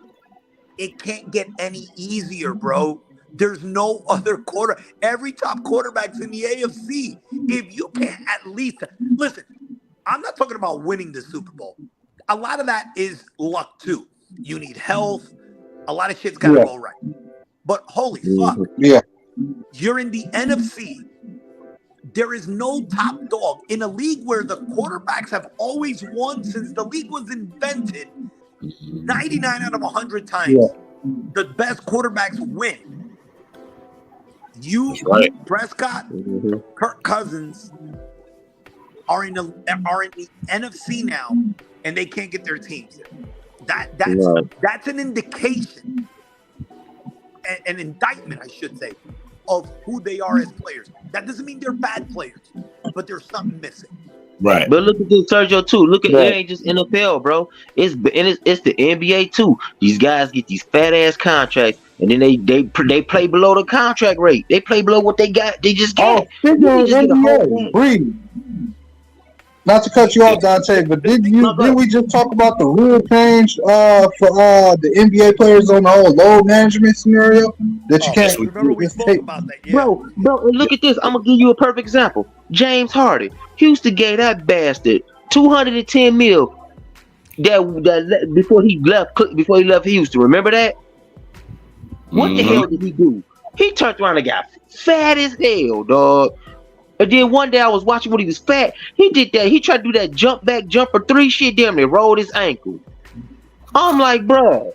Dribble. No, it wasn't no dribble. He tried to jump back in. You see that foot. You see that whole foot do this. You see that mother bend. He was like, hurried up and shot it like with the I'm like, bro, you got fat, bro. You went to go eat that Wendy's, Popeyes, and McDonald's, and you eat Twinkies and shit. What you think gonna happen? You blew up like a U.S. blimp, bro. Like literally, he was fat as hell. And you find and you see some players play up to their contract. Like a guy, I think that'll play up to his contract. And hopefully y'all agree with me. Is a guy like Jalen Brunson. Yeah, Jalen Brunson he did. Okay, and then look at this. Kobe played up to his shit too. Yeah, Kobe played up to, he played past his shit because every basketball player he played for or played with him. More than modern day. We know Kobe played. I know, but that's what I'm getting at. Kobe was in the gym practicing at 4 a.m. Half these cats in the club or in bed. Ain't even thinking about no 4 a.m. Kobe and was I'll up tell you shooting. something Jimmy about Butler is another player that sort of plays up to his contract too. He had struggles late in the playoffs last year. I ain't gonna lie, in the finals, but Jimmy Butler. He was who you say no? Jimmy Butler, he said. Jimmy Butler. No, I said Jimmy Butler usually give us everything he can late in the game too, like playoffs and all that stuff. He was kind of like the standard role model as a late with all the NBA players should be. Like, give season at this point, just try to get to the finals, but be available still. You know what the greatest thing about Kobe in terms of his contract was? That not only was he giving the Laker organization their money's worth. Yeah. He was giving the fans their money's worth. And he was paying his contract 10 times over because he was box office. Yeah, and he was filling them seats up. You was going to a Laker game regardless. Like, I'll give you a perfect example of what I mean by box office. So my father's a lifelong Knicks fan. But my father's not the type of dude that's going to shell out $500 for 2 tickets to go to a game. Cheap motherfucker, even though he's got money, right? Mm-hmm. But My father would wait for me to give tickets to go all the time. Yet my father paid to go watch Kobe Bryant. See, He I ain't do paying it to too, watch shit. anybody else in the league. So that guy not only is giving you 100%, but he's bringing people in to get you money. Similar to why I say, people asked me the other day, I did this baseball show. They were asking me if Ohtani's going to get paid even after the injury. I said, of course he is. Because every game, he's making the team that signs him $3 million. Every game, he makes them $3 million just by ticket sales, shirts, everything. He's box office. So you could give that motherfucker $60 million a year. You will pay that money over in about 20 games. Done. The next 60 are profit. He's box office. Yep. Well, guys, I'm gonna get up out of here, though. I'm finna go to bed too. I got a busy day, bro. I'm gonna holler at y'all, though. So, peace to you, y'all. Yes, Nice sir. jumping on with you guys. Thank you guys for inviting me. Oh, no, you're always welcome, brother. Always man, welcome. anytime. You got the green light. I've been asking about. Yes, sir. I'm telling you, I'm going to get you guys on this year because I expect a big year. But I don't want to get you guys on together because I want to give you guys an opportunity to share your points and stuff like that. So I want to get you guys on individually, and we'll go around not only Detroit, but we'll go around the NFL. Yes, sir. Yes, sir. Okay. Absolutely. Definitely. Definitely. All right. Definitely do that. Yeah, I'm with it. Hey, we can do that. No doubt. I'm with no it. doubt. No doubt. Take care. All right. Appreciate you coming on, man. Before you go on, man, please shout out where people can see you at. Oh, the Sergio Rodriguez Show on Apple Pod, on Spotify, and obviously on Instagram, particularly the Gamblers. Okay, so I'm about 55 or 60 games over 500 in the last 3 years with my plays. This week 1, we off to a 5-1 start. Just go on there, get the picks, no charge. This is what I do for my people. I give the plays. Go out there and make your money and have fun on Sundays with the gambling. I normally post them on my Instagram Thursday morning. If there's a Thursday game like this week, I'm going to give the over in the Eagles game on Thursday night. But there's going to be, I believe, 7 games. I was actually doing a little homework to check them out. I think there's going to be 7 games this week. And game 1 is going to be on Thursday. The over 49 in the Minnesota-Philadelphia game. Sweet. And gamble responsibly. Now, always. You know our IG accounts, I think.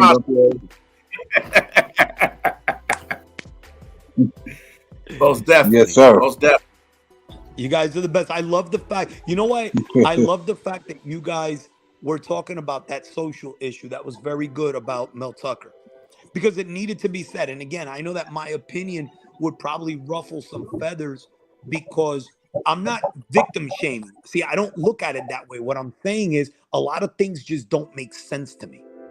You know, like I said, a lot of those things that were in that article, the way that she's explaining things, the way they went down, just don't make any sense to me. But, you know, it is what it is. Hey, and you allowed to speak your mind. And that's the one thing about us here. We allow people to speak their mind. So never be afraid to not speak your mind. Always speak your mind. We tell that to everybody that comes on. We respect everybody's opinion and what I'm not a Michigan State fan. I've never met Mel Tucker. Like I said, when I read it, there were a lot of inaccuracies to me that I'm thinking to myself, okay, if I were a judge in this situation, I'm dismissing that case. It just wouldn't make any sense to me. But, you know. Yeah. Perception is 9/10 of the law. Yes, sir. Yes, sir. All day, every day. All day, every day. Much respect. Much respect. Yes, sir. Take care, guys. All right, sir. Take care. Be good. Yes, Thank sir. you, man. Appreciate Thank you, man. Woo! Oh, man. What a show. What a show. What a show. What a show. Hold on, Steve. Yes, sir. Gotcha. Yes, sir. All right. Well, So, yeah, Foster, what's going on with you, man? Thanks for coming on. all right, everybody. I think it's about time, man. Any last quick minute final thoughts, Breed, man? You want to get into it? Man, just a great one of the best shows we've ever had, man. Thank you for everybody that came through, man.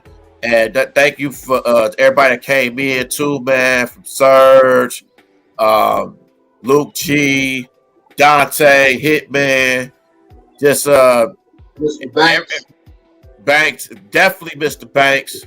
Just everybody that came on, man. Just thank y'all for the support and coming on. And man, hey, this is why we love what we do, man. You just never know who gonna stop by, and we appreciate everybody. A special shout out to my man Foster Covers, man. Even though he's a Bears fan, but you know we all but we both hate the Packers, Yeah, and the Vikings. So big ups to him and just everybody that joined in, man. Thank y'all so much. And I'm a no look pass it back to Nomis. I'm a no look catch it, but look, everybody, I want to say, I want to thank everybody, man, for joining us, man. The chat been explosive today. A lot of y'all been in there, man. I want to say shout out to everybody that joined us on the panel. Our main special guest today was LukeGsFR, man. Thank him again for coming on. He will be on future shows.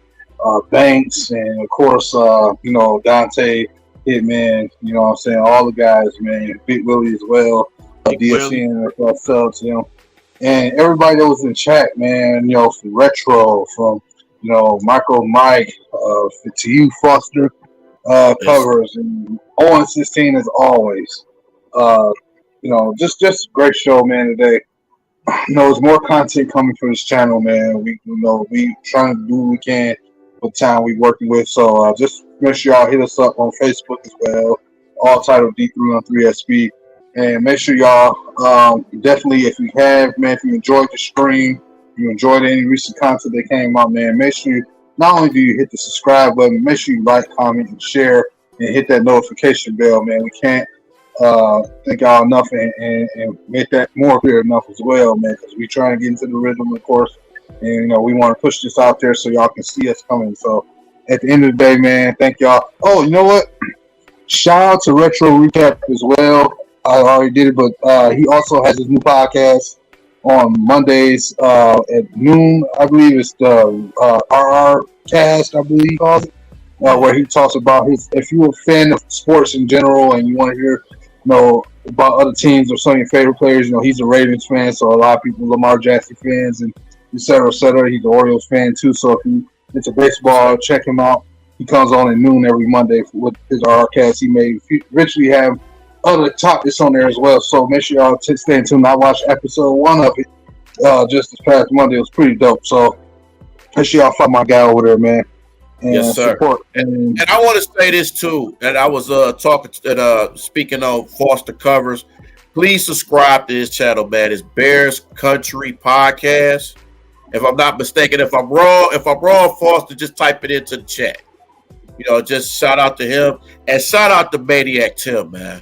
Maniac Tim, definitely. Maniac Tim, because he shouts us out on his shows, man. I just want to say thank you, man. And then another shout out to Bruce Hope and the Format Podcast too, man. Yeah, yes, all of them, man. Mondo, and Steele too. Shout out to Curtis Steele too. Yeah, Curtis Steele, that was another one that was already nice. So yeah, thank him as well. So shout out to everybody, man. Don't forget Sergio Rodriguez, man. Love having him around. Can't wait to do the work. And you know what? With that being said, man, you know, in this world, you know, let your truth be your narrative, man. Let your truth be your narrative of who you are, man. So just do your best, man. We all going through rough times. I know I am right now. I'm surprised when you're doing the show, but hey, I got something I want to attain. So, you know what I'm saying? That's why I'm putting this out here. And we throughout everything, y'all go through, y'all, and that's just anybody. And if you're a man, a woman, if you're younger, no matter what you're going through, man, just stay positive. Just stay positive throughout everything. It's a must. Can't be angry all the time, man. Just stay as positive if you can. If you're going through something, man, just know that it's somebody is going through worse than what you're going through. So always think about the good things that you have. You know what I'm saying? And just think, hey, it's a person doing worse. And if you see a person in help and they, try to help them as much as you can. Now we know we can't help everybody because we can't, you don't know how people are. But if you know somebody needs help and they're genuine, help them as much as you can. You know what I mean? So just had to say that. And thanks, guys. And I swear, ever since we moved to Wednesday, these shows have been something crazy, man. You getting Daryl last week with every G, man. They 5 minutes to meet each other. They bought throw goals. So all the way up to me getting destroyed on camera by my own partners. But that's all right. But you all hit that notification bell to sub button, man. I'm Nomis J. This is Bree. In the chat a minute ago was DC1, and we out here, coach, as my boy Retro say. We out here, coach. We out of here. Yes, sir. Yes, sir. Hold on. Brought to you by StreamYard and Nomis J.